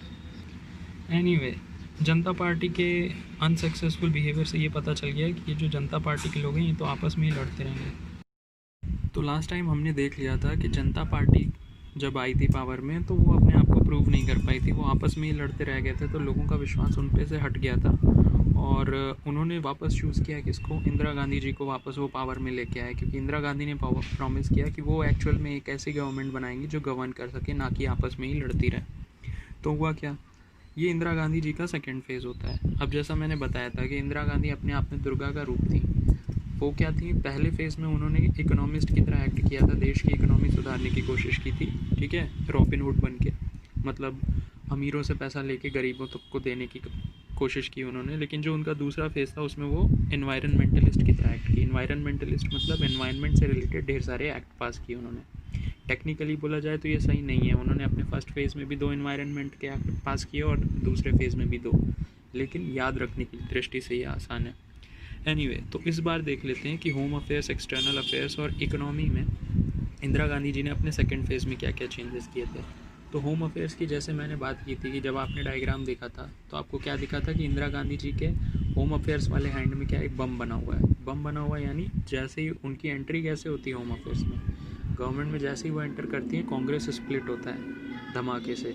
अब कांग्रेस स्प्लिट होता है तो फिर लोगों को ये दिख जाता है कि जब बड़ी पार्टी टूट गई है आपकी, तो जो रीजनल पार्टीज़ छोटी छोटी होती हैं वो आ जाती हैं पावर में। तो ये क्या होता है, उनके फर्स्ट फेज़ में होता है। फिर उसके बाद उनके सेकेंड फेज़ में क्या आते आते तक ये जो पार्टीज़ होती हैं रीजनल पार्टीज़, ये भी इम्पोर्टेंस गेन कर लेती हैं, ठीक है, और एक अनरेस्ट सा माहौल क्रिएट करने लगती हैं कंट्री में। तो उस अनरेस्ट सा माहौल में क्या है, जैसे आंध्र प्रदेश के ट्राइबल एरियाज़ में नक्सलाइट्स, नागालैंड की मिलिटेंसी, आसाम में आसाम स्टूडेंट यूनियन, तो ये तो ठीक है नॉर्मल है। उसमें मेजर होता है पंजाब वाला। पंजाब में होता है क्या, ऑपरेशन ब्लू स्टार वो करवा देती हैं। होता क्या है, सिख पंजाब में ऑटोनॉमी के लिए डिमांड करने लगते हैं, ठीक है। खालिस्तान के फॉर्मेशन की बात होती है कि एक इंडिपेंडेंट सिख रिपब्लिक चाहिए उनको, ठीक है, जिसकी डिमांड को माना जाता है कि शेप किया गया था यूके, यूएस और कनाडा से। तो इसमें सिखों के लीडर जनरल सिंह भिंडर वाले वो पहुंच जाते हैं गोल्डन टेम्पल में और उसको फोर्टिफिकेशन शुरू करते हैं, वेपन्स ले जाते हैं अंदर, फूड ले जाते हैं। तो इंदिरा गांधी को कुछ समझ नहीं आता, तो उन्होंने क्या डिसाइड किया होता है कि टैंक्स भिजवा देती हैं वो। अब इस अटैक में क्या होता है, भिंडर वाले की तो मौत हो जाती है, लेकिन सिख स्क्रिप्चर्स और सिख मॉन्यूमेंट जो कि इम्पॉर्टेंट था उसको क्या हो जाता है, उसको मतलब बैड इफेक्ट पड़ जाता है, उसमें कई डैमेजेस हो जाते हैं सिखों के स्क्रिप्चर्स को। तो इसका इम्पैक्ट ये पड़ता है कि इंदिरा गांधी जी के जो बॉडी गार्ड होते हैं वो भी सिख ही होते हैं, तो उन्होंने बदले लेने के रूप में इंदिरा गांधी जी पर ही गोलियाँ चला के उनकी मौत हो जाती है। अब इसका रिएक्शन क्या हुआ, इसका रिएक्शन ये हुआ कि एक तो ये हुआ कि इंस्टेंटली एंटी सिख राइट्स देश में चालू हो गए, ठीक है। ये शुरू हुए थे राजीव गांधी के अंडर। और दूसरी चीज़ क्या थी कि इंदिरा गांधी जी को मार दिया गया था, तो पब्लिक सिंपैथी आ गई थी लोगों के अंडर, ठीक है, इंदिरा गांधी जी के लिए। तो इस वजह से ऑब्वियसली अगली बार जो इलेक्शन हुआ इंदिरा गांधी जी के बाद, उसमें इंदिरा गांधी जी के बेटे जो राजीव गांधी थी उनको जिताया गया। और उनको भी ऐसा छोटा मोटा तरीके से नहीं, उनको मतलब हाईएस्ट मेजॉरिटी से उनको जिताया गया था। तो वो अभी हम अगली बार देखेंगे। तो ये तो हुआ होम अफेयर्स में। अगर आप एक्सटर्नल अफेयर्स में देखो तो जैसे इंदिरा गांधी जी अपने फर्स्ट फेज़ में पाकिस्तान के साथ फ़ाइट की थी और उसमें बर्थ ऑफ बांग्लादेश का फॉर्मेशन कर दिया था उन्होंने। जो सेकंड फाइट होती है 1984 में, इसमें क्या होती है, सियाचिन कॉन्फ्लिक्ट होती है, ठीक है। सियाचिन ग्लेशियर ये वर्ल्ड का हाईएस्ट बैटलफील्ड ग्राउंड बन जाता है, ठीक है। वहाँ पे प्रॉपरली टेरिटरी मार्क नहीं थी, तो सियाचिन कॉन्फ्लिक्ट में ऑपरेशन मेघदूत लॉन्च किया जाता है जिसमें इंडिया जीत जाती है। मेघदूत समझ में भी आता है, वो इतनी बड़ी चोटी है सियाचिन, इतना हाई है कि वहाँ पे सिर्फ बादल ही दिखते हैं। तो मेघदूत ऑपरेशन। इकोनॉमी की अगर बात की जाए तो इकोनॉमी में उन्होंने क्या किया, बेसिकली 6th 5 ईयर प्लान लाया जिसमें एग्रीकल्चर और इंडस्ट्रियलाइजेशन पे फोकस था। लेकिन जैसे मैंने बताया कि वो फर्स्ट फेज़ में किसकी तरह, इकोनॉमिस्ट की तरह एक्ट की थी, सेकंड फेज़ में एनवायरनमेंटलिस्ट की तरह, मतलब उन्होंने 4 एनवायरनमेंट से रिलेटेड एक्ट पास किए। उसको याद रखने के लिए एक निमोनिक याद रख लो कि tiger drinking water in a forest with fresh air, मतलब एक सीन इमेजिन करो कि टाइगर आपका पानी पी रहा है, कहाँ पे, फॉरेस्ट के अंदर। अब वो फॉरेस्ट के अंदर पी रहा है तो फॉरेस्ट की हवा कैसी होगी, फ्रेश होगी। तो टाइगर से याद हो जाएगा टाइगर एक्ट, जो टाइगर से याद हो जाएगा वाइल्ड लाइफ। तो वाइल्ड लाइफ प्रोटेक्शन एक्ट सबसे पहले वो लेके आई थी 1972 में। फिर टाइगर पानी पी रहा है तो फिर उसके बाद वाटर एक्ट वो लेके आई 1974 में। अब देखिए 1966 से 1977 था उनका फर्स्ट फेज़, तो यानी ये दोनों फर्स्ट फेज़ वाले हो गए। फिर उसके बाद क्या है, टाइगर पानी पी रहा है कहाँ पे, फॉरेस्ट में, तो फॉरेस्ट एक्ट लेके आई 1980 में। और फॉरेस्ट में हवा क्या होती है, फ्रेश होती है, एयर एक्ट लेके आई 1981 में। तो ये उनका नेक्स्ट फेज़ था 1980 से 1984 तक का। तो यानी सेकेंड फेज़ में 2 एक्ट और फर्स्ट फेज़ में 2 एक्ट। तो अब यहाँ पर इंदिरा गांधी जी का भी कहानी ख़त्म हो जाता है। अब इंदिरा गांधी जी के बाद नेक्स्ट प्राइम मिनिस्टर को बताते हैं। तो जैसा हमने बताया था कि इंदिरा गांधी जी ऑपरेशन ब्लू स्टार उन्होंने करवाया था, ठीक है, जिसमें क्या कर दिया था कि गोल्डन टेम्पल में टैंक घुसवा दिए थे। इससे सिख इंदिरा गांधी के अगेंस्ट हो गए थे और उनका असैसिनेशन कर दिया था उनके सिख बॉडीगार्ड्स ने। तो जैसा हमने बताया था कि पावर ट्रांजिशन कैसे हुआ कि देश में एक सिंपैथी की लहर गूंज गई थी और रिज़ल्ट ये हुआ कि उनके बेटे को ही जनता ने फिर से प्राइम मिनिस्टर बना दिया। तो राजीव गांधी 1984 से 1989 तक रहे। अब इनकी 2 खासियत है। देखो, एक तो यंगेस्ट प्राइम मिनिस्टर थे, क्योंकि लोगों की सिंपैथी साथ थी इसलिए ये लार्जेस्ट एवर मेजॉरिटी के साथ आए थे 400 सीट लेके। एनीवे, बट क्योंकि यंगेस्ट पीएम है तो फिर गलती करना तो आम है। मतलब जो राजीव गांधी जी का पीरियड है उसको आप देखोगे तो फुल ऑफ टर्मोइल है, मतलब बहुत ही ज़्यादा तबाही मची है मतलब उस पीरियड में। तो वो तो मतलब समझ में भी आता है, यंगेस्ट हैं तो उतना कंट्रोल कर नहीं पाए। तो ये एक डायग्राम से आपको समझ में आएगा। ये अजीम कर लो राजीव गांधी जी को, वो दुखी हैं क्योंकि टर्मोइल ज़्यादा है।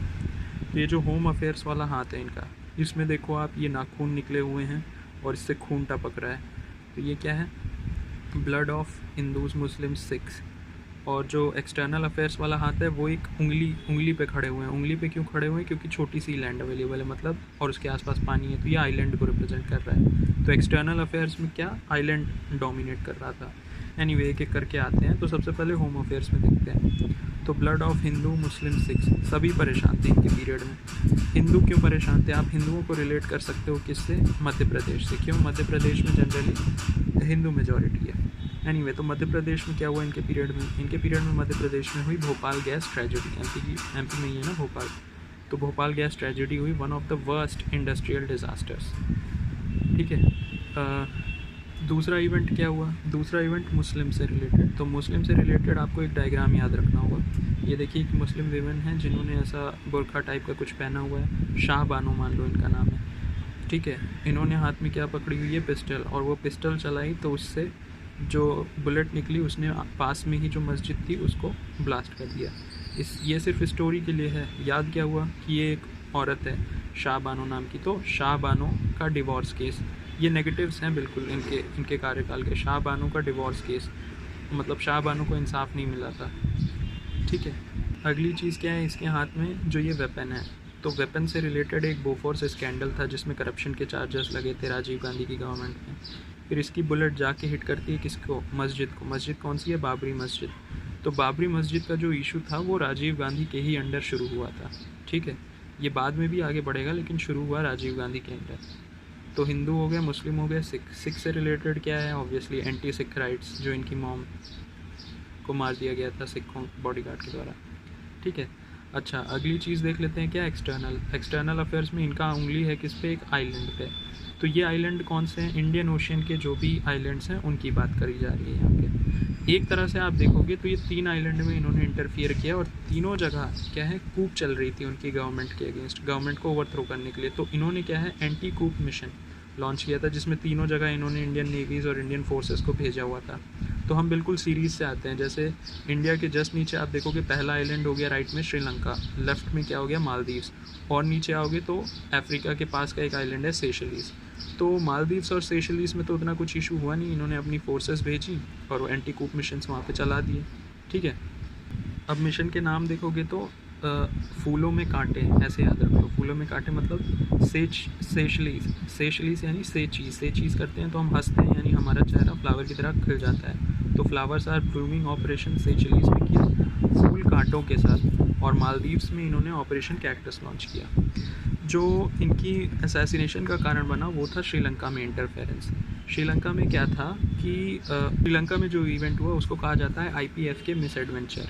आईपीएफ, आई यानी इंडियन, पीएफ यानी पीस कीपिंग फोर्स। तो देखिए हुआ क्या था, श्रीलंका के अंदर लैंग्वेज डिस्प्यूट चल रहा था सिन्हालीज और तमिलियंस के बीच में। ठीक है। तो बाद में क्या हुआ था, ये जो तमिलियंस थे इन्होंने एक वॉयलेंट ग्रुप एलटीटीई के नाम से बना लिया था।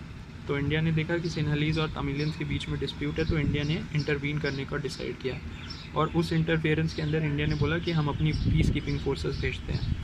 तो आईपीएफ के इंडिया की पीस कीपिंग फोर्सेस वहाँ पर गई और वो एलटीटीई ने उसकी बात नहीं मानी। तो आईपीएफ के एलटीटीई के अगेंस्ट हो गई थी और आईपीएफ के रिज़ल्ट में जीत गई थी। लेकिन तो फिर इस जीत का, ये तो जीत गया लेकिन एलटीटीई हार गई। तो उसने इस हार का बदला कब लिया? जब राजीव गांधी, इनका तो 1989 में ही पीरियड ख़त्म हो जाएगा, 1991 में जब राजीव गांधी फिर इलेक्शन की कैंपेन पे तमिलनाडु आते हैं, तो फिर क्या करती है एलटीटीई?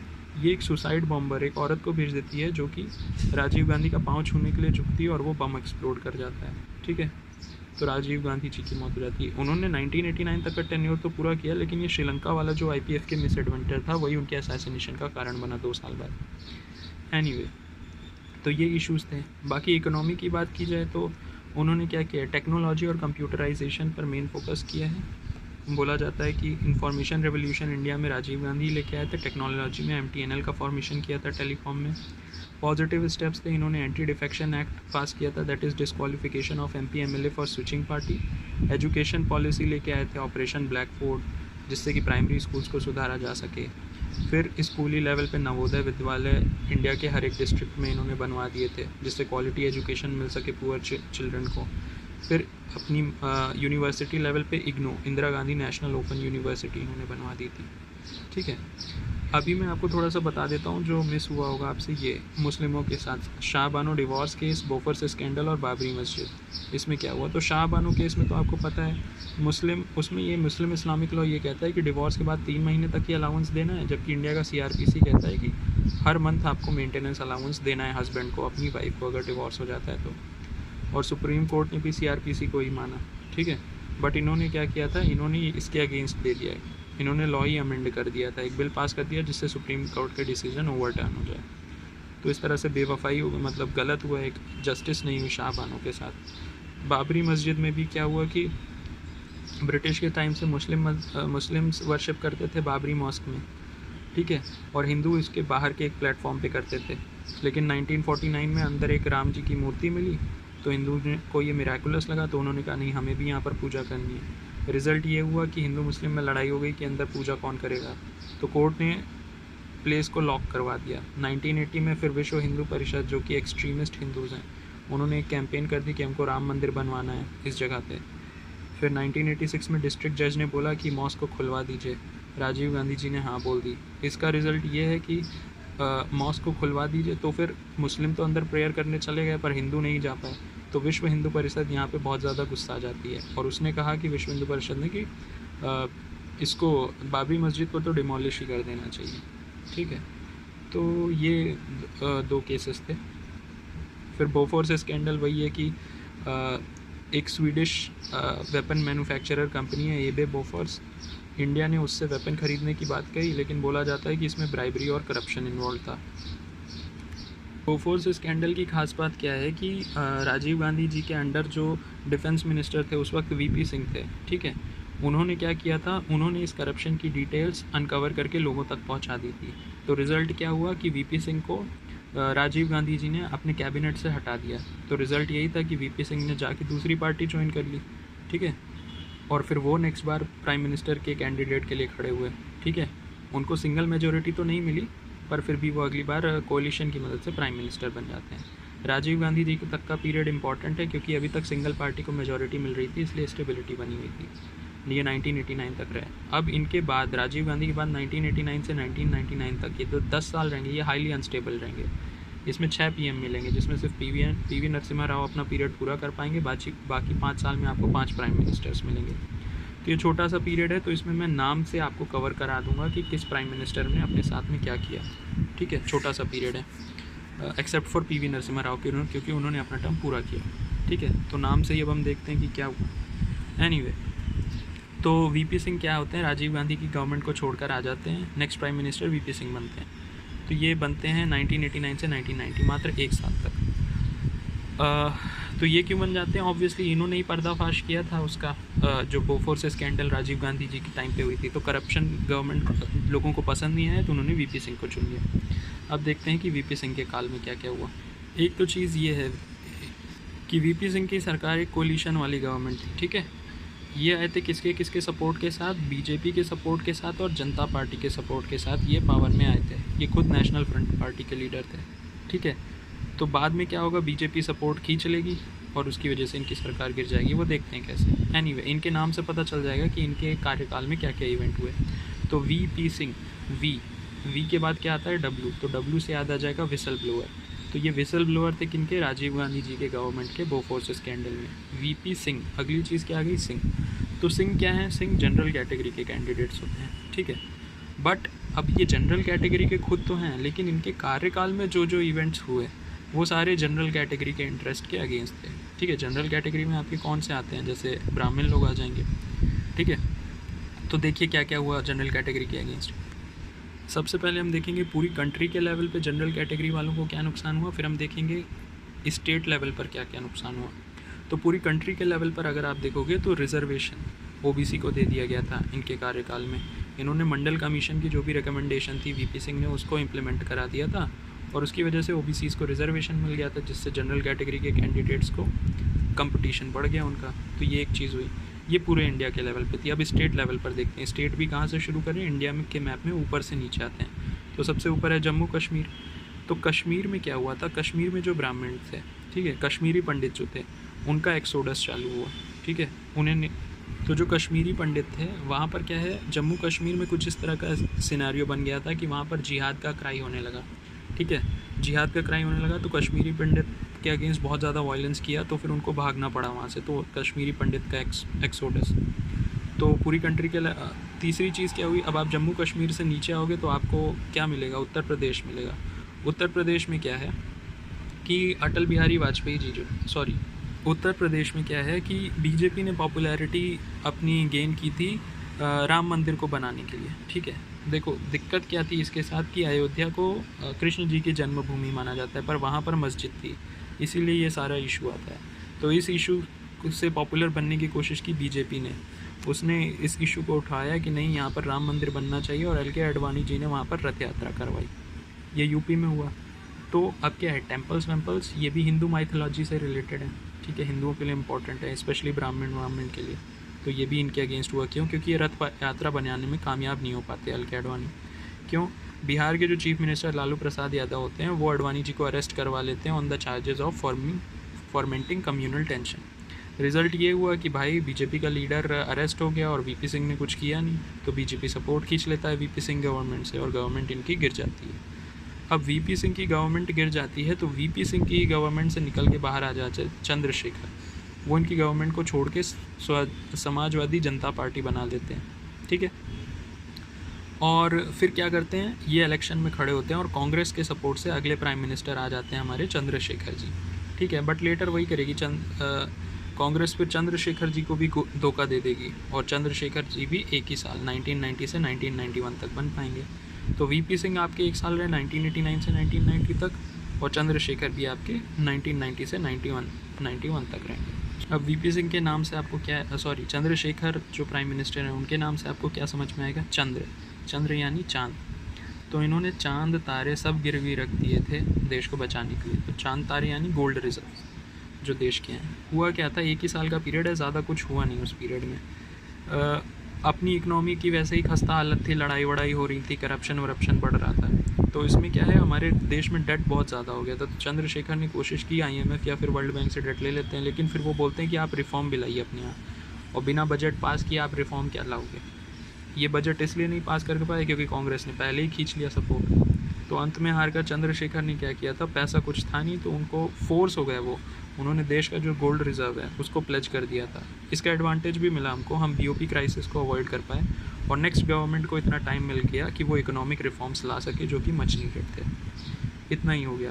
तो वीपी सिंह हो गया, चंद्रशेखर हो गए आपके, तीसरे आ जाते हैं आपके क्या, अब क्या हुआ, ये 1991 तक रहे चंद्रशेखर आपके। 1991 में ही क्या हुआ, राजीव गांधी जी, अब अगला इलेक्शन 1991 में जनरल इलेक्शन होना था, तो राजीव गांधी जी जाते हैं तमिलनाडु में फॉर कैंपेनिंग, ठीक है। लेकिन होता क्या है, वही उन्होंने जो श्रीलंका में इंटरफेरेंस किया था इंडियन पीस कीपिंग फोर्स को वहाँ पर भेज के, उसका बदला LTT जो तमिलियंस थे श्रीलंका के वो अब ले लेते हैं। वो क्या करते हैं, असैसिनेशन करवा देते हैं राजीव गांधी जी का सुसाइड बॉम्बर की मदद से। अब फिर वही इंडिया के किसी प्राइम मिनिस्टर की मौत हुई है, पब्लिक सिंपैथी फिर से उस प्राइम मिनिस्टर के पास चली जाएगी। तो अब होगा क्या, राजीव गांधी कांग्रेस पार्टी के थे तो अगली बार भी कांग्रेस पार्टी जीतेगी, लेकिन क्वेश्चन है प्राइम मिनिस्टर बनेगा कौन। पहले प्राइम मिनिस्टर जवाहरलाल नेहरू थे, फिर लाल बहादुर शास्त्री, फिर जवाहरलाल नेहरू की बेटी थी वहाँ पर इंदिरा गांधी, उनको बना दिया गया। इंदिरा गांधी के बेटे थे राजीव गांधी, उनको बना दिया गया। अब किसको बनाएंगे, तो देखिए ये देखा गया कि कांग्रेस के अंदर सबसे लॉयल बंदा कौन सा है और पढ़ा लिखा बंदा कौन सा है। तो सबसे ज़्यादा लॉयल और पढ़े लिखे बंदे थे PV नरसिम्हा राव, और उन्होंने इंपॉर्टेंट पोस्ट भी हेल्ड की थी इंदिरा गांधी और राजीव गांधी गवर्नमेंट में। PV नरसिम्हा राव 1989 से 1999 तक का जो हाईली अनस्टेबल पीरियड है, एकमात्र प्राइम मिनिस्टर थे जिन्होंने अपना टर्म पूरा किया 1991 से 1996 तक। तो अब देखते हैं कि इनके पीरियड में क्या हुआ। तो इसके लिए एक डायग्राम से इसके लिए क्या है, इनका भी हम नाम का यूज़ करेंगे। अब देखिए इनका नाम का यूज़ करके इनके पीरियड में जो इवेंट हुए उनका कैसे पता लगा सकते हैं। तो PV नरसिम्हा राव, P से क्या हो जाएगा, P से पाथ, कहाँ का पाथ, पाथ टू ईस्ट, यानी इन्होंने लुक ईस्ट पॉलिसी बोली एक्सटर्नल अफेयर्स के क्षेत्र में, ठीक है। लुक ईस्ट पॉलिसी मतलब इन्होंने बोला था कि आशियान नेशंस के साथ हमको अपना कोऑपरेशन बढ़ाने की कोशिश करनी चाहिए। आशियान यानी Association of South East Asian Nation, तो साउथ ईस्ट एशिया के नेशन पे फोकस किया। तो P for path to east. अगला हो गया V फॉर हो गया विलेजेस। तो विलेजेस से रिलेटेड इन्होंने क्या किया, पंचायती राज और नगर पालिका एक्ट्स को पास किया। अब सिर्फ याद रखने के लिए बता रहा हूँ, लेकिन इन इंस्टीट्यूशंस में क्या हो गया, स्कैम्स चालू हो गए, ब्राइबरी चालू हो गई। ठीक है, मतलब बनाया था विलेज के वेलफेयर के लिए, पर वहाँ स्कैम्स और ब्राइबरी चालू हो गई। ये रीजनिंग नहीं सही है, ये याद रखने के लिए है सिर्फ कि इनके पीरियड में ब्राइबरी और इनके ऊपर स्कैम के काफ़ी इल्ज़ाम लगे थे। ठीक है, ब्राइबरी में इनके ऊपर ये इल्ज़ाम लगा था कि इन्होंने ख़रीदने की कोशिश की थी ऑपोजिशन के लीडर्स को, जिससे कि ये गवर्नमेंट में पावर में रह सकें। और स्कैम्स के नाम पे hawala scam, hawala cheating cases, Lakhubhai cheating cases, stock market scam, ये सारे इन्हीं के पीरियड में हुए। ठीक है, तो वो तो करप्शन चार्जेस तो राजीव गांधी जी के पीरियड से लगेंगे, और अब जो भी 5 साल के टर्म में आएगा उन सब पे करप्शन के चार्जेस लगेंगे। आप देखो, तो राजीव गांधी जी से करप्शन चालू हुआ और उसके बाद ये चलता रहेगा। एनीवे, तो P से हो गया पाथ टू ईस्ट, V से हो गया विलेजेस के लिए पंचायती राज और नागर पालिका एक्ट, एंड नरसिम्हा राव। तो नरसिम्हा से क्या है, नरसिम्हा से आपको नरसिम्हा अवतार याद आ जाता है। आपको उससे आपको याद आता है कि नरसिम्हा जी ने राक्षस को कैसे मारा था, अपनी जांग पे लिटा के उसका पेट फाड़ दिया था। तो इन्होंने क्या, मतलब नरसिम्हा जी ने पेट खोल के रख दिया था। तो सिमिलरली PV नरसिम्हा राव ने क्या कर दिया था, देश की इकोनॉमी खोल के रख दी थी। देश की इकोनॉमी खोल के रख दी थी मतलब LPG reform, liberalisation, privatisation, globalisation. मतलब इंदिरा गांधी जो नेशनलाइजेशन करके गई थी, उसके बजाय इन्होंने प्राइवेटाइजेशन शुरू कर दिया। ग्लोबलाइजेशन यानी हम दूसरी कंट्रीज से भी ट्रेड करने शुरू कर दिए थे ज़्यादा, तो कनेक्टेड हो गए थे वर्ल्ड से। शुरू में ये ट्रेड अवॉइड कर रहे थे हम, क्योंकि हमारा ब्रिटिशर्स आए ही थे ट्रेड के रास्ते, तो हम इस चीज़ को अवॉइड कर रहे थे। लेकिन अब ग्लोबलाइजेशन चालू कर दिया इन्होंने। एनीवे, बट इकोनॉमी खोलने के चक्कर में देखिए देखिए नरसिम्हा जो है ने स्टोरी बताई, नरसिम्हा अवतार, ये क्या हिंदू माइथोलॉजी से रिलेटेड है। तो हिंदू माइथोलॉजी के चक्कर में, मैं आपको हिंदी माइथोलॉजी समझाने के चक्कर में ये मुस्लिम्स को भूल गए। मुस्लिम्स को क्या भूल गए, मुस्लिमों की मस्जिद को भूल गए, मतलब बाबरी मस्जिद डिमोलिशन। जैसा मैंने आपको बताया था, राजीव गांधी जी के अंडर में क्या हुआ था, बाबरी मस्जिद वाला केस खुला था। केस खुला था मतलब जब सुप्रीम कोर्ट ने उस पर ताला लगा दिया था, तो डिस्ट्रिक्ट कोर्ट ने बोला था कि मस्जिद को खोल दीजिए, तो राजीव गांधी ने खोल दिया था कोर्ट, मतलब बाबरी मस्जिद को। तो मुस्लिम वहाँ पे प्रेयर करने को चले गए थे, लेकिन विश्व हिंदू परिषद इस चीज़ से बहुत गुस्सा आ गई थी और उसने बोला था कि हम डिमोलिश कर देंगे उसको और राम मंदिर बनाएंगे वहाँ पे। तो विश्व हिंदू परिषद ने सिर्फ बोला था राजीव गांधी के टाइम पे, लेकिन उन्होंने एक्चुअल में कर दिया PV नरसिम्हा राव के अंडर। उन्होंने क्या किया एक्चुअल में, 1992 में विश्व हिंदू परिषद ने बोल दिया कि हम टेम्पल का कंस्ट्रक्शन शुरू करेंगे। तो वो अपने जितने भी वॉलंटियर्स थे, कर सेवक थे, उनको लेके अयोध्या पहुंच गए थे। बाद में उनको कंट्रोल नहीं कर पाया और उन लोगों ने क्या कर दिया, मॉस्क को ही तबाह कर दिया। ना स्टेट गवर्नमेंट, यूपी की स्टेट गवर्नमेंट, ना सेंट्रल गवर्नमेंट, किसी ने कोई स्टेप नहीं लिया। यूपी की स्टेट गवर्नमेंट के चीफ मिनिस्टर थे कल्याण सिंह और सेंट्रल में थे PV नरसिम्हा राव। वो चाहते तो प्रेसिडेंट रूल लगा के कंट्रोल कर सकते थे, लेकिन किसी ने कुछ किया नहीं। रिजल्ट क्या हुआ, कम्युनल राइट्स देश के दूसरे हिस्सों में भी शुरू हो गई। फॉर एग्जांपल बॉम्बे में शिवसेना ने वायलेंस शुरू कर दिया। तो शिवसेना एक हिंदू डोमिनेंट हिंदू एक्सट्रीमिस्ट है, तो इसका जवाब दिया मुस्लिम एक्सट्रीमिस्ट ने। एक मुस्लिम डॉन था, माफिया डॉन, उसने क्या किया, फिर 1993 में बॉम्बे में ब्लास्ट करवा दिया। तो देख रहे हो पूरी एकदम स्थिति ख़राब हो गई। तो इसके बाद क्या होता है, 1991 से 1996 के इलेक्शन के पीरियड के बाद PV नरसिम्हा राव हट जाते हैं और अगले जो 3 साल हैं 1996 से 1999 तक, यहाँ पर 3 साल में आपके 3 प्राइम मिनिस्टर आएंगे। ठीक है, पहले प्राइम मिनिस्टर BJP के और बचे हुए 2 प्राइम मिनिस्टर आएंगे कांग्रेस के सपोर्ट से। कांग्रेस के नहीं है, वो यूनाइटेड फ्रंट के हैं, लेकिन वो आएंगे कांग्रेस के सपोर्ट से। तो इनके बारे में ज़्यादा कुछ है नहीं, एक साल तीनों रहे हैं, बहुत ज़्यादा कुछ खास इन्होंने किया नहीं। ऑल्टरनेटिवली आ गए BJP के अटल बिहारी वाजपेयी और उसके बाद कांग्रेस के सपोर्ट से देवी गौड़ा और IK गुजराल, और फिर 1999 के बाद भी एक कंटिन्यू हुआ। ये दोनों क्या के मतलब कांग्रेस के सपोर्ट से आए। और उसके बाद फिर क्या होगा, फिर BJP आएगी, BJP यानी NDA अटल जी के 2 टर्म्स। फिर उसके बाद कांग्रेस आएगी, कांग्रेस यानी UPA यानी मनमोहन सिंह के 2 टर्म्स। फिर उसके बाद BJP आएगी यानी NDA मोदी जी के 2 टर्म्स। अब देखते हैं। ठीक है, अटल बिहारी वाजपेयी जी ने क्या किया था, जो 1996 के इलेक्शन हुए थे उसमें सिंगल पार्टी मेजॉरिटी नहीं मिली, लेकिन सबसे बड़ी पार्टी जो थी लोकसभा में वो थी BJP अटल बिहारी वाजपेयी जी की। लेकिन फिर भी इनको अपनी क्या करनी है, मेजॉरिटी प्रूव करनी है गवर्नमेंट बनाने के लिए, तो इनको कोलिशन के लिए पार्टी खोजनी है। लेकिन अटल बिहारी वाजपेयी अलाइज खोज नहीं पाए। ठीक है, तो इस वजह से इनकी 13 दिन के बाद ही अटल जी को रेजिग्नेशन देना पड़ा। अब देखिए यहाँ से अटल बिहारी जी सुधर जाएंगे, इनको समझ में आ जाएगा कोलिशन की इम्पोर्टेंस, और ये फिर पार्टीज़ रीजनल पार्टीज़ खोजना चालू कर देंगे।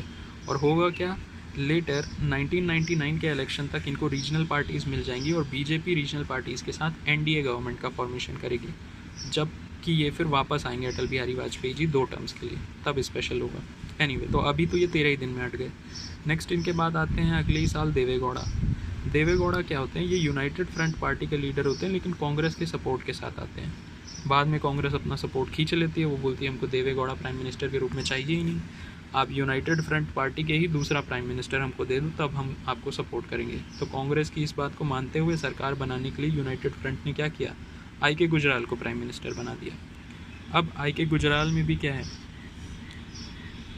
तो आई के गुजराल के भी नाम से देख लेते हैं कि इनके पीरियड में कौन कौन से इंपॉर्टेंट इवेंट थे। तो सबसे पहले आई के बाद क्या आता है, जे। तो जे से याद हो जाएगी आपको जैन कमीशन। जैन कमीशन बिठाई गई थी 1991 में, जो राजीव गांधी जी का असैसिनेशन होता है। तो जैन कमीशन कहती है कि भैया डीएमके जो लीडर्स हैं, डीएमके पार्टी जो तमिलनाडु में है, उन्होंने तमिल मिलिटेंट्स को सपोर्ट किया था राजीव गांधी जी के असैसिनेशन में। तो राजीव गांधी कांग्रेस के थे, तो कांग्रेस ने बोला अरे भाई ऐसे कैसे होता है। कांग्रेस ने बोला आई के गुजराल को कि आप क्या है, डीएमके के जितने भी मिनिस्टर्स हैं आप उनको अपनी गवर्नमेंट से निकाल दीजिए। आई के गुजराल ने मना कर दिया। कांग्रेस ने कहा ठीक है भाई, हम सपोर्ट खींच लेते हैं। तो देवेगौड़ा की भी गवर्नमेंट इसी तरह गिरी थी, आई के गुजराल की भी गवर्नमेंट इसी तरह गिरी, दोनों से कांग्रेस ने सपोर्ट खींच लिया। एनीवे, आई हो गया। आई के बाद आता है के से याद आएगा आपको काला चारा। काला चारा क्यों, काला से ये याद आएगा कि कुछ दाल में कुछ काला है, काला यानी फॉर्डर स्कैम। तो इसी बीच क्या है, बिहार में लालू प्रसाद यादव ने चारा घोटाला कर दिया था, इसलिए के फॉर काला चारा। गुजराल, आई के गुजराल, गुजराल से याद हो जाएगी सबसे फेमस चीज़ इनके टाइम पीरियड की, वो है गुजराल डॉक्ट्रिन। गुजराल डॉक्ट्रिन क्या है, एक्सटर्नल अफेयर से रिलेटेड है। उन्होंने कहा कि हमें अपनी नेबरिंग कंट्रीज़ के साथ फ्रेंडली रिलेशनशिप बनाने हैं 5 प्रिंसिपल के बेसिस पे। हम उनकी टेरिटरी का रिस्पेक्ट करेंगे, इंटरफेरेंस नहीं करेंगे उनके पर्सनल मैटर में, और कोई डिस्प्यूट भी होता है तो उसको हम सेटल करा लेंगे निगोशिएशन के थ्रू, ना कि लड़ाई के थ्रू। एनीवे, तो हुआ क्या, आप देखो इन 3 सालों में अटल बिहारी वाजपेयी जी हैं, वो 13 दिन बाद ही हट गए थे, क्योंकि वो किसी सपोर्टर को नहीं, कोलिशन के लिए पार्टी नहीं खोज पाए थे। तो उनके बाद आया क्या, देवेगौड़ा और आई के गुजराल कांग्रेस के सपोर्ट से। इनका जो 2 साल का पीरियड था जिसमें कांग्रेस ने सपोर्ट लेके इन दोनों सरकारों को गिरा दिया, उस बीच तक अटल बिहारी वाजपेयी जी ने क्या कर लिया, कोलिशन के लिए पार्टी खोज ली और एनडीए सरकार बना ली। अब लोग देख ही चुके थे पिछली 2 बार कि कांग्रेस तो सपोर्ट खींच ही ले रही है, ये लोग गवर्न ही नहीं कर पा रहे हैं। तो लोगों ने मौका दिया 1998 में एनडीए सरकार को। ठीक है, अब एनडीए सरकार की खासियत क्या है, देखिए इसके पहले भी जितने भी नॉन कांग्रेस गवर्नमेंट आई हैं आपकी, ठीक है, चाहे जनता पार्टी हो, ठीक है, चाहे जनता पार्टी हो जो कि इंदिरा गांधी के बाद आई थी, या फिर वीपी सिंह और चंद्रशेखर रहे हों जो कि राजीव गांधी के बाद आए थे, या फिर आपके अटल बिहारी वाजपेयी, देवेगौड़ा, आई के गुजराल हों, ये सारे नॉन कांग्रेस के थे। तो इनमें से एक भी प्राइम मिनिस्टर ऐसा नहीं है जिसने अपना टर्म पूरा किया।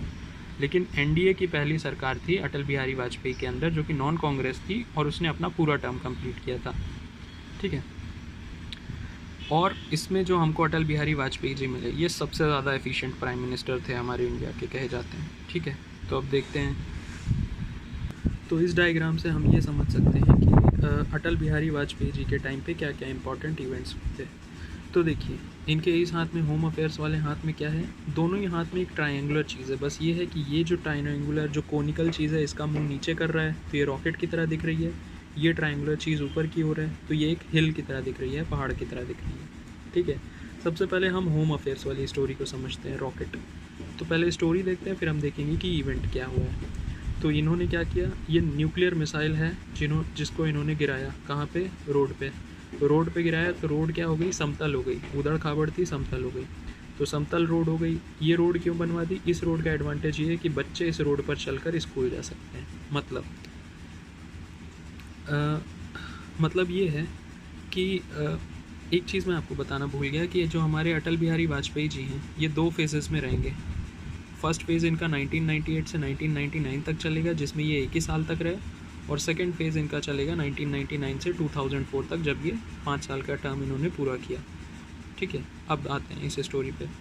तो ये जो मिसाइल है ये क्या शो करती है, ये शो करती है पोखरान 2। पोखरान 1 हुआ था इंदिरा गांधी जी के अंडर, पोखरान 2 यानी वही राजस्थान में पोखरान नाम की जगह है, ठीक है, पोखरान नाम की विलेज है थार डेजर्ट में, वहाँ पर हम हमारे न्यूक्लियर टेस्ट कंडक्ट करते हैं। तो इन्होंने क्या किया, पोखरान 2 कराया, यानी 5 न्यूक्लियर एक्सप्लोजन किए सक्सेसफुली। और ये जो काम था ये किसके अंडर हुआ, मतलब पीएम तो ठीक है ओवरऑल लीडर, लेकिन एक्चुअल किसके अंडर हुआ, साइंटिस्ट कौन इन्वॉल्व थे, तो मेन साइंटिस्ट थे एपीजे अब्दुल कलाम, जो कि डीआरडीओ के हेड थे। ठीक है, तो इन्हीं के टाइम पर क्या हुआ, पोखरान 2 हुआ। तो पोखरान 2 हुआ तो ऑब्वियसली यूएस का वैसा ही रिस्पॉन्स है कि उसने सैंक्शन लगा दिया। पाकिस्तान ने क्या किया, इंडिया को रिएक्शन में उसने भी 2 टेस्ट कर लिए, चगाई 1 और 2। एनीवे, तो पोखरान 2 में जब आपने 5 न्यूक्लियर टेस्ट सक्सेसफुली कंडक्ट कर लिए तो प्राइम मिनिस्टर ने यानी अटल बिहारी वाजपेयी जी ने ये डिक्लेयर कर दिया कि इंडिया एक फुल फ्लैश न्यूक्लियर स्टेट बन गया है। तो पोखरान 2 इससे याद हो जाएगा। देन ये लैंड पे गिरा तो ज़मीन क्या हो गई, समतल हो गई। इससे हमको क्या याद आएगा, इससे हमको ये याद आएगा कि इन्होंने अपने पीरियड में क्या है, इंफ्रास्ट्रक्चर रोड डेवलपमेंट पे बहुत ज़्यादा काम किया है। रोड डेवलपमेंट मतलब सबसे बेस्ट रोड क्या होती है, नेशनल हाईवेज़ होते हैं, नेशनल हाईवे डेवलपमेंट प्रोजेक्ट किए। फिर हमारे देश में जो 4 मेट्रोपॉलिटन स्टेट्स हैं, दिल्ली, मुंबई, चेन्नई और कोलकाता, उनको कनेक्ट करने के लिए गोल्डन क्वाड्रिलेटरल बनाया। अब इन्होंने सिर्फ शहरों में ही काम नहीं किया, इन्होंने रूरल में, गांव में भी काम किया। गांव में क्या है, पीएम ग्राम सड़क योजना, जो कि ऑल वेदर रोड थी, उसको बनवाया। ठीक है, तो पोखरान 2 हो गया, फिर रोड कंस्ट्रक्शन हो गया, फिर बच्चे इससे स्कूल जा रहे हैं। इन्होंने एजुकेशन के लिए भी स्टेप लिया। एजुकेशन के लिए क्या है, सबसे पहली चीज़ तो ये कि कॉन्स्टिट्यूशन में ही चेंज कर दिया, राइट टू एजुकेशन को एक फंडामेंटल राइट बना दिया 86 कॉन्स्टिट्यूशनल अमेंडमेंट से, और सर्व शिक्षा अभियान चलाया, जिससे कि यूनिवर्सल प्राइमरी एजुकेशन हमको प्राप्त हो सके। तो ये क्या थे, ये थे अटल बिहारी वाजपेयी जी के टाइम पे घर में जो उन्होंने काम किया, होम में, पोखरान 2, रोड डेवलपमेंट और एजुकेशन। एक्सटर्नल अफेयर्स में देखते हैं तो एक्सटर्नल अफेयर की जैसे कहानी है कि जवाहरलाल नेहरू जी के पीरियड में ही हमारी पाकिस्तान और चाइना से लड़ाई हुई थी। चाइना से लड़ाई उसी टाइम पर हुई थी, उसके बाद से हम चाइना से नहीं लड़े, हमारे लिए पाकिस्तान ही एक प्रॉब्लम है। तो अटल बिहारी वाजपेयी जी को ही पाकिस्तान से झेलना पड़ा। लेकिन अटल बिहारी वाजपेयी भी बहुत सही आदमी थे। अब आप इस डायग्राम को देखो, एक हिल बनी हुई है जो कि टाइगर हिल है, कारगिल, इसके ऊपर एक झंडा है, उसके ऊपर एक प्लेन है। तो झंडे से शुरू करते हैं। झंडा यानी अटल बिहारी वाजपेयी जी अपने आप में क्या है कि बहुत ही शांत आदमी थे। उन्होंने आते ही सोचा कि मैं पाकिस्तान से जो मामला है उसको शांति से निपटाऊं। अब पाकिस्तान से शांति से मामला कैसे निपटे, पाकिस्तान में एक्चुअल में 2 लोग हैं, वहाँ पे मिलिट्री भी बहुत इन्फ्लुएंशियल है। तो उनका एक सिविलियन प्राइम मिनिस्टर तो है ही, उसके अलावा उनका जो मिलिट्री, पाक की मिलिट्री का जो हेड है उसका भी बहुत ज़्यादा इन्फ्लुएंस है। ठीक है, तो अब हुआ क्या, उन्होंने कोशिश की कि मैं इन दोनों से मिलता हूँ अलग अलग टाइम पे, जिससे कि मैं इस मामले को सुलझा सकूं। फॉर एग्ज़ाम्पल लाहौर समिट हुई थी 1999 में, जिसमें वो सिविलियन पीएम से मिले उनके, और फिर उसके बाद उनके मिलिट्री हेड जो हैं जनरल परवेज़ मुशर्रफ, उनसे भी उन्होंने बात की, पर दोनों का कोई फ़ायदा नहीं हुआ। तो अब इसको थोड़ा लाइन से देखते हैं। सबसे पहले उन्होंने क्या किया, लाहौर समिट की। लाहौर समिट 1999 में, इसमें क्या था कि पाकिस्तान के साथ पीस रिलेशंस वो इस्टेब्लिश करना चाहते थे। तो दिल्ली से लाहौर तक की उन्होंने एक बस सर्विस शुरू की, और उस बस में बैठ के गए थे नवाज शरीफ से मिलने। अब ये 2 ही 3 महीने हुए इस चीज़ को कि देखो दिक्कत क्या होती है ना, वहाँ पे मिलिट्री को पावर में रहना है, अपना इन्फ्लुएंस बनाए रखना है। तो वो देखिए कि सिविलियन पीएम ने शांति का, अगर शांति बनी रहेगी तो फिर मिलिट्री का रोल ख़त्म हो जाएगा।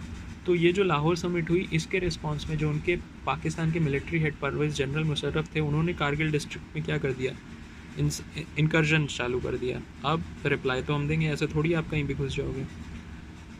तो उसमें क्या हुआ, इंडिया ने ऑपरेशन विजय लॉन्च किया। ठीक है, और उसमें पाकिस्तान ने जो पीक, पाकिस्तान से हमने अपनी पीक रिकैप्चर कर ली। कौन सी थी, टाइगर हिल नाम की पीक थी, जो कि द्रास सेक्टर में है। एनीवे, तो ये कारगिल की लड़ाई है जिसमें अटल बिहारी वाजपेयी जी ने हमको जीत दिला दी थी। अब इस जीत का क्या एडवांटेज है, देखिए अटल बिहारी वाजपेयी जी ने एनडीए की सरकार बनाई है कोलिशन से। ठीक है, कोलिशन में AIADMK नाम की एक पार्टी है जो कि एनडीए के सपोर्ट में थी। ऑब्वियसली AIADMK बीजेपी को ही सपोर्ट करेगी, क्यों, क्योंकि जैन कमीशन ने बताया था कि डीएमके ने ही राजीव गांधी जी के असैसिनेशन में इन्वॉल्व है, तो डीएमके और कांग्रेस की तो बनेगी नहीं। एनीवे, तो एनडीए को सपोर्ट किया AIADMK ने, उसने सपोर्ट खींच लिया 1 ही साल में। लेकिन क्योंकि 1 साल के अंदर ही कारगिल वॉर में अटल बिहारी वाजपेयी जी ने हमको जीत दिला दी थी, इसलिए जनता इनसे खुश हो गई थी, इनकी इमेज बूस्टअप हो गई थी, और जो 1999 का इलेक्शन था उसमें अटल बिहारी जी फिर से पावर में आ जाते हैं। ठीक है, एनीवे, तो ये हुआ 2 टर्म की कहानी। तो आपने इस फ्लैग की कहानी देख ली कि ये पीसफुल एसोसिएशन रखना चाहते थे पाकिस्तान से के साथ। फिर आपने देख लिया टाइगर हिल यानी कारगिल में जो इंडिया की जीत हुई लड़ाई में। फिर उसके ऊपर है प्लेन। लेकिन देखिए अब कारगिल लड़ाई में भी पाकिस्तान हारने के बाद फिर क्या कर दिया, उसको पाकिस्तान को ये समझ में आ गया कि डायरेक्ट कॉम्बैट में तो इंडिया से जीत नहीं पाएंगे, तो उन्होंने इनडायरेक्ट लड़ाई शुरू कर दी। उन्होंने अपने टेररिस्ट इंडिया में भेजने शुरू कर दिए थे। अब टेररिस्ट इंडिया में आके क्या कर रहे हैं, जैसे ये जो प्लेन बना है, प्लेन हाईजैक कर लिया, कभी हमारा प्लेन हाईजैक कर लिया, मतलब उसमें जो पैसेंजर्स थे उस प्लेन को उड़ा के ले गए, उसका पाथ चेंज करके अफगानिस्तान के तालिबान वाले एरिया में, और बोला कि हम इन पैसेंजर को तभी छोड़ेंगे जब आप टेररिस्ट छोड़ोगे हमारे जो आपने रखे हुए। तो गवर्नमेंट को वो मानना पड़ा। फिर टेररिस्ट से कभी हमारे पार्लियामेंट पर अटैक करवा दिया, उसी पार्लियामेंट पर जो 2001 का अटैक था हमारे पार्लियामेंट पे, उसी के अगेंस्ट फिर हमने पोटा एक्ट पास किया था, प्रिवेंशन ऑफ टेररिज्म एक्ट। तो जो लश्कर तैयबा, जैश ए मोहम्मद जैसे टेररिस्ट ग्रुप्स हैं, इनको भी पाकिस्तान ही फाइनेंस करता है। तो उसने अब डायरेक्ट कॉम्बैट के बजाय इस तरह के इनडायरेक्ट कॉम्बैट चालू कर दिया है। एनीवे, तो आप देखोगे कि ये अटल बिहारी वाजपेयी जी कितने एफिशिएंट प्राइम मिनिस्टर थे, पर बुरा तब लगता है जब इतने एफिशिएंट प्राइम मिनिस्टर के भी पीरियड में लोग स्कैंडल कर देते हैं। ये अपने आप में इतने साफ थे, पर इनके अंडर जो लोग थे वो बहुत ही अजीब से थे। अब सबसे बड़ी चीज़ थी गुजरात राइट जो इसके अंदर हुई। गुजरात राइट में वही है, अयोध्या से क्या है कि पिलग्रिम्स आपके अयोध्या से वापस आ रहे थे ट्रेन में, साबरमती एक्सप्रेस से, और उस ट्रेन में आग लग जाती है।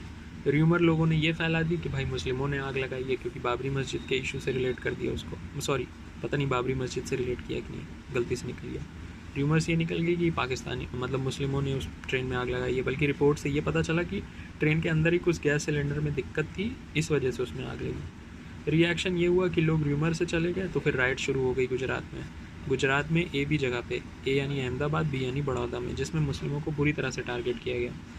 हमारे यहाँ दो कम्युनल वायलेंस के बहुत ही बुरे केसेस हैं। एक तो है एंटी सिख राइट्स, जो कि इंदिरा गांधी जी की मौत के बाद हुआ था 1984 में, और फिर अभी ये एंटी मुस्लिम राइट्स आप कह सकते हो, गुजरात राइट्स, बहुत ही बुरा हुआ था यहाँ पे, बुरी तरह से टारगेट करके मारा गया। और चीफ मिनिस्टर मोदी जी जो हैं, उनको माना जाता है कि उनको बहुत ज़्यादा क्रिटिसाइज़ किया जाता है, भाई आपके स्टेट में ऐसे कैसे कोई किसी भी बंदे को मारेगा, मुस्लिमों को ऐसे कैसे मार रहे हैं आप, अपने एडमिनिस्ट्रेशन का क्या कर रहे हो, मतलब क्या कंट्रोल है आपका अपनी स्टेट पे, ऐसे लोग मर रहे हैं। दूसरा स्कैंडल जो अटल बिहारी वाजपेयी जी के अंडर हुआ, बांगरू लक्ष्मण नाम का एक बंदा था, उसकी वीडियो बन गई ब्राइब लेते हुए, मीडिया ने एक स्टिंग ऑपरेशन चलाया, उसमें वो पकड़े गए। बराक मिसाइल डील में स्कैंडल हो गई, तो इस तरह की चीज़ हुई। एनीवे, तो एनडीए के इन 2 सालों के बाद क्या आते हैं, नेक्स्ट आती है फिर कांग्रेस यानी यूपीए, फिर उसके बाद कांग्रेस के बाद फिर एनडीए आएगी मोदी जी के अंडर। एनीवे, तो यूनाइटेड प्रोग्रेसिव अलायंस जो थी उस वो क्या थी, कांग्रेस और दूसरी माइनर पार्टीज। तो इसमें मनमोहन सिंह हमारे प्राइम मिनिस्टर बने थे, ये फॉर्मर फाइनेंस मिनिस्टर थे, जिन्होंने कि एलपीजी रिफॉर्म्स इनिशिएट किए थे पीवी नरसिम्हा राव के अंडर, तो हमारी इकोनॉमी को बचाया था इन्होंने, तो इसलिए इनका काफ़ी इंपॉर्टेंट रोल है। तो इस बार आ जाती है यूपीए की सरकार और मनमोहन सिंह जी को चुना जाता है। तो इसमें पकड़ी और मूछ से आपको समझ में आ रहा होगा कि ये पंजाबी है। तो ये जो इनका होम अफेयर्स वाला हाथ है, इन्होंने क्या किया, यूपीए ने रूरल एरियाज़ और अर्बन एरियाज़ दोनों के लिए काम किया। ठीक है, रूरल एरियाज़ में यानी गांव में कमी होती है किस चीज़ की, लोगों के पास जॉब नहीं होती, लोगों के पास हेल्थ फैसिलिटीज़ अच्छी नहीं होती। तो जॉब के लिए इन्होंने मनरेगा निकाल दिया, Mahatma Gandhi national rural employment guarantee act. ठीक है, और इन्होंने क्या कर दिया, हेल्थ के लिए इन्होंने नेशनल रूरल हेल्थ मिशन निकाल दिया। ठीक है, ये आपके रहते क्या 2 फेज़ में, 2004 से 2009 तक थे आपके फर्स्ट फेज़ में, और दूसरे फेज़ में 2009 से 2014 तक। ठीक है, तो ऐसे 2 फेज़ में थे ये। तो इन्होंने ये किया सिटी वालों के लिए। अब सिटी वालों के लिए जॉब होती है जनरली, सिटी में जो लोग रह रहे हैं उनको डिमांड होती है किस चीज़ की, कि हमको ज़्यादा से ज़्यादा ट्रांसपेरेंसी चाहिए। पढ़े लिखे होते हैं तो वो ट्रांसपेरेंसी की डिमांड करते हैं, इन्फॉर्मेशन की डिमांड करते हैं। तो सिटी वालों ने बोला कि हमें गवर्नमेंट डिपार्टमेंट के बारे में और इन्फॉर्मेशन चाहिए। तो उसके लिए उन्होंने क्या किया, आरटीआई एक्ट पास कर दिया कि ठीक है, किसी भी सिटीज़न को जो भी इन्फॉर्मेशन चाहिए पब्लिक अथॉरिटी से, वो बोले 30 दिन में उसको इन्फॉर्मेशन मिल जाएगी। ठीक है, प्लस पब्लिक अथॉरिटी कंप्यूटराइज भी कर देंगे, ऑटोमेटिकली डेटा दे देंगे काफ़ी कुछ। तो और जो नहीं मिलेगा उसको आप मांग के आप बोल देना, तो 30 दिन में दिलवा देंगे। अब जैसे ही इन्फॉर्मेशन मिली तो फिर लोगों को ये दिखा, ये इन्फॉर्मेशन मिलने के बाद, कि भाई करप्शन बहुत ज़्यादा है गवर्नमेंट में। तो फिर लोगों ने डिमांड करना शुरू कर दिया कि भैया मनमोहन सिंह जी, आप लोकपाल और लोकायुक्त एक्ट पास कर दो। लोकपाल आप सेंट्रल लेवल पर पास कर दो, और लोकायुक्त स्टेट लेवल पर पास कर दो। जो भी सेंट्रल लेवल पर पब्लिक फंक्शनरीज हैं, जो भी स्टेट लेवल पर पब्लिक फंक्शनरीज हैं, उन सब के अगेंस्ट करप्शन की जो भी एलिगेशन है उसमें इंक्वायर करेगा लोकपाल और लोकायुक्त। ठीक है, तो ये एक्ट भी निकाल दिया। ये इंटरनल अफेयर्स हो गए मनमोहन सिंह जी के अंदर। एक्सटर्नल अफेयर्स में टेरर अटैक हुआ था हमारे ऊपर। टेरर अटैक क्या है, 26/11 इसको बोला जाता है, 26 नवंबर। और साल कौन सा है? 6 और 11 का मीडियन, मतलब बीच वाला नंबर जो है 8, 2008। 26 नवंबर 2008 को ताज होटल में क्या होते हैं, पाकिस्तान के टेररिस्ट घुस जाते हैं और गेस्ट को हॉस्टेज बना लेते हैं, ठीक है। तो ये हो गया टेरर अटैक। अब जैसा मैं बता रहा हूँ, राजीव गांधी जी के टाइम से करप्शन हुआ, उसके बाद जो भी गवर्नमेंट 5 साल तक रही, चाहे पीवी नरसिम्हा राव की बात करो आप, उनके अंडर भी स्कैम्स हुए, ठीक है। पीवी नरसिम्हा राव के बाद फिर जो एनडीए की सरकार है अटल बिहारी वाजपेयी जी के अंडर, उस पर भी करप्शन के चार्जेस लगे, ठीक है। और अब मनमोहन सिंह जी के भी ऊपर स्कैम्स के चार्जेस लगे। मनमोहन सिंह जी मतलब यूपीए की सरकार, कांग्रेस के ऊपर भी। और इनके मतलब करप्शन की तो क्या बात करें, बहुत ही इंटेंस, बहुत ही ज़्यादा करप्शन हुआ। उनको याद रखने के लिए आप एक निमोनिक याद रख सकते हो, 2 गाइज प्लेइंग विद कोल, कि 2 गाइज कोयले के साथ खेल रहे हैं।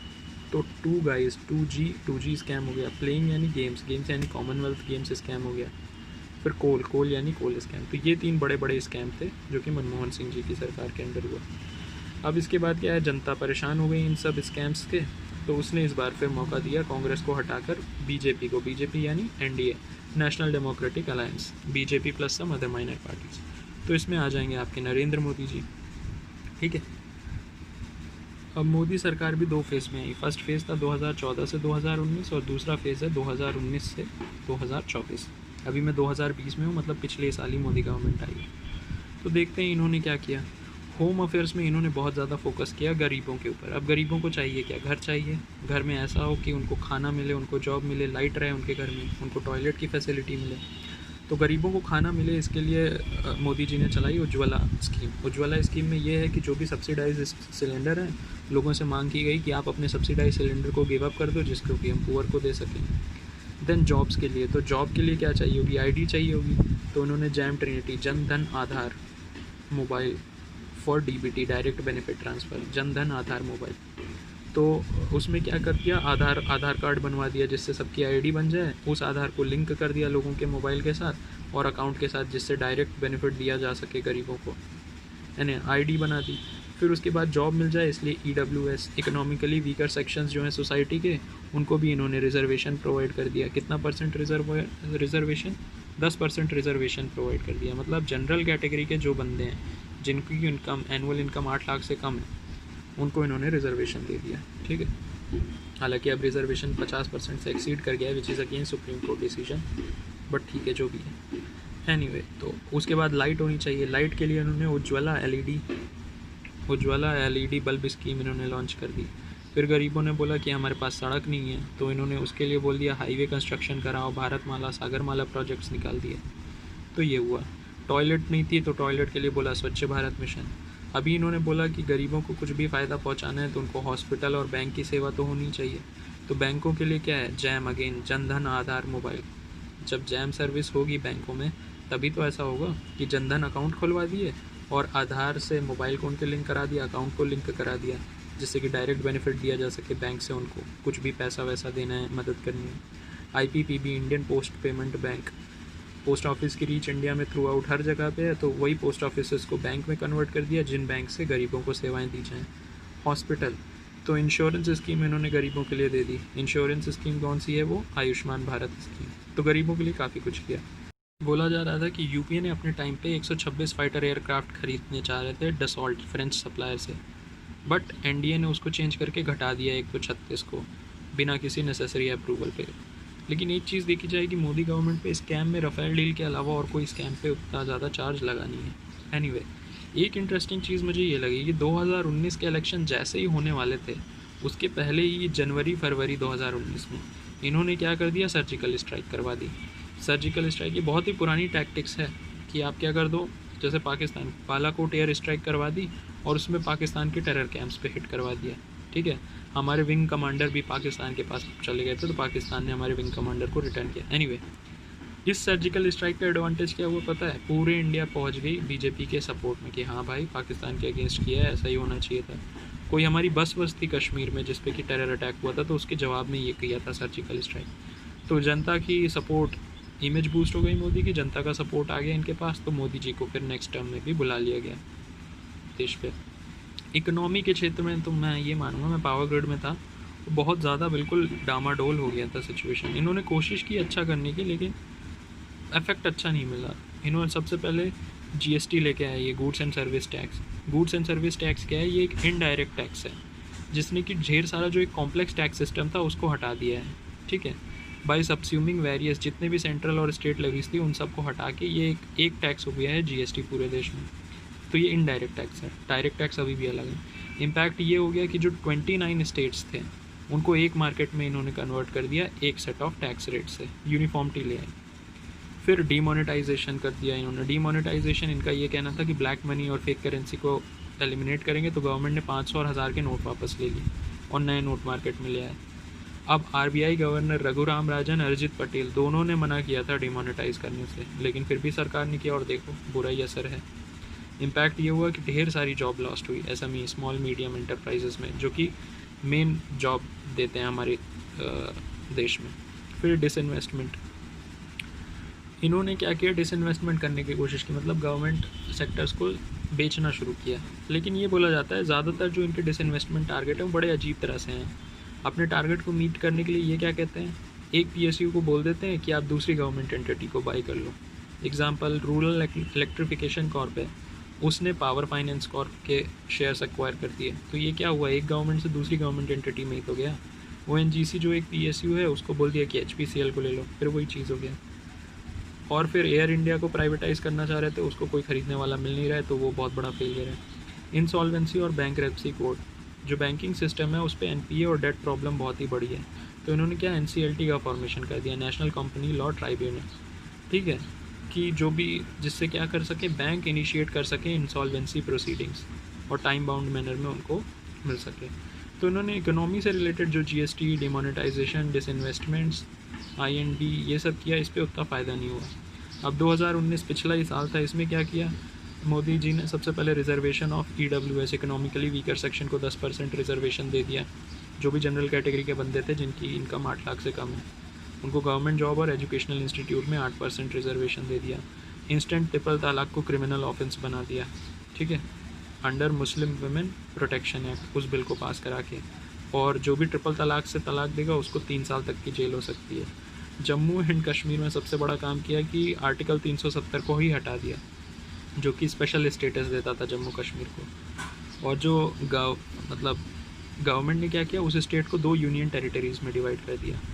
एक तो हो गया आपका जम्मू और दूसरा हो गया लद्दाख, जम्मू एंड कश्मीर और लद्दाख। इसके बाद क्या कर दिया कि वहाँ पर लोग डिस्टर्बेंस ना क्रिएट करें, इसलिए क्लैम्प डाउन कर दिया पूरी वैली में, सिक्योरिटी फोर्स डिप्लॉय कर दी, इंटरनेट हटा दिया, अरेस्ट कर लिया पॉलिटिकल लीडर्स को, लोकल लीडर्स को। फिर सीएए और एनआरसी, सिटीजनशिप अमेंडमेंट बिल, ठीक है, नेशनल रजिस्टर फॉर सिटीजन्स, इस एक्ट ने ग्रांट कर दिया citizenship to religious minorities belonging barring Muslims persecuted in Afghanistan, Pakistan, Bangladesh. मतलब अफ़गानिस्तान, पाकिस्तान से जो मुस्लिम्स आएंगे उनको छोड़कर जो भी दूसरी रिलीजियस माइनॉरिटीज़ हैं उनको सिटीज़नशिप दे दी। मतलब इंडिया के जो मुस्लिम्स हैं उनकी सिटीज़नशिप तो रहेगी, लेकिन यहाँ से जो मुस्लिम्स आएंगे उनकी सिटीज़नशिप ले ली। फिर 2020 है, 2020 में वही है, कोविड-19 चल रहा है, तो अभी सरकार कुछ नहीं कर रही, बस कोविड को ही कंट्रोल कर रही है, डेथ रिड्यूस करने की कोशिश। तो यहाँ पर आपके ख़त्म हो गया क्या, सारे प्राइम मिनिस्टर्स।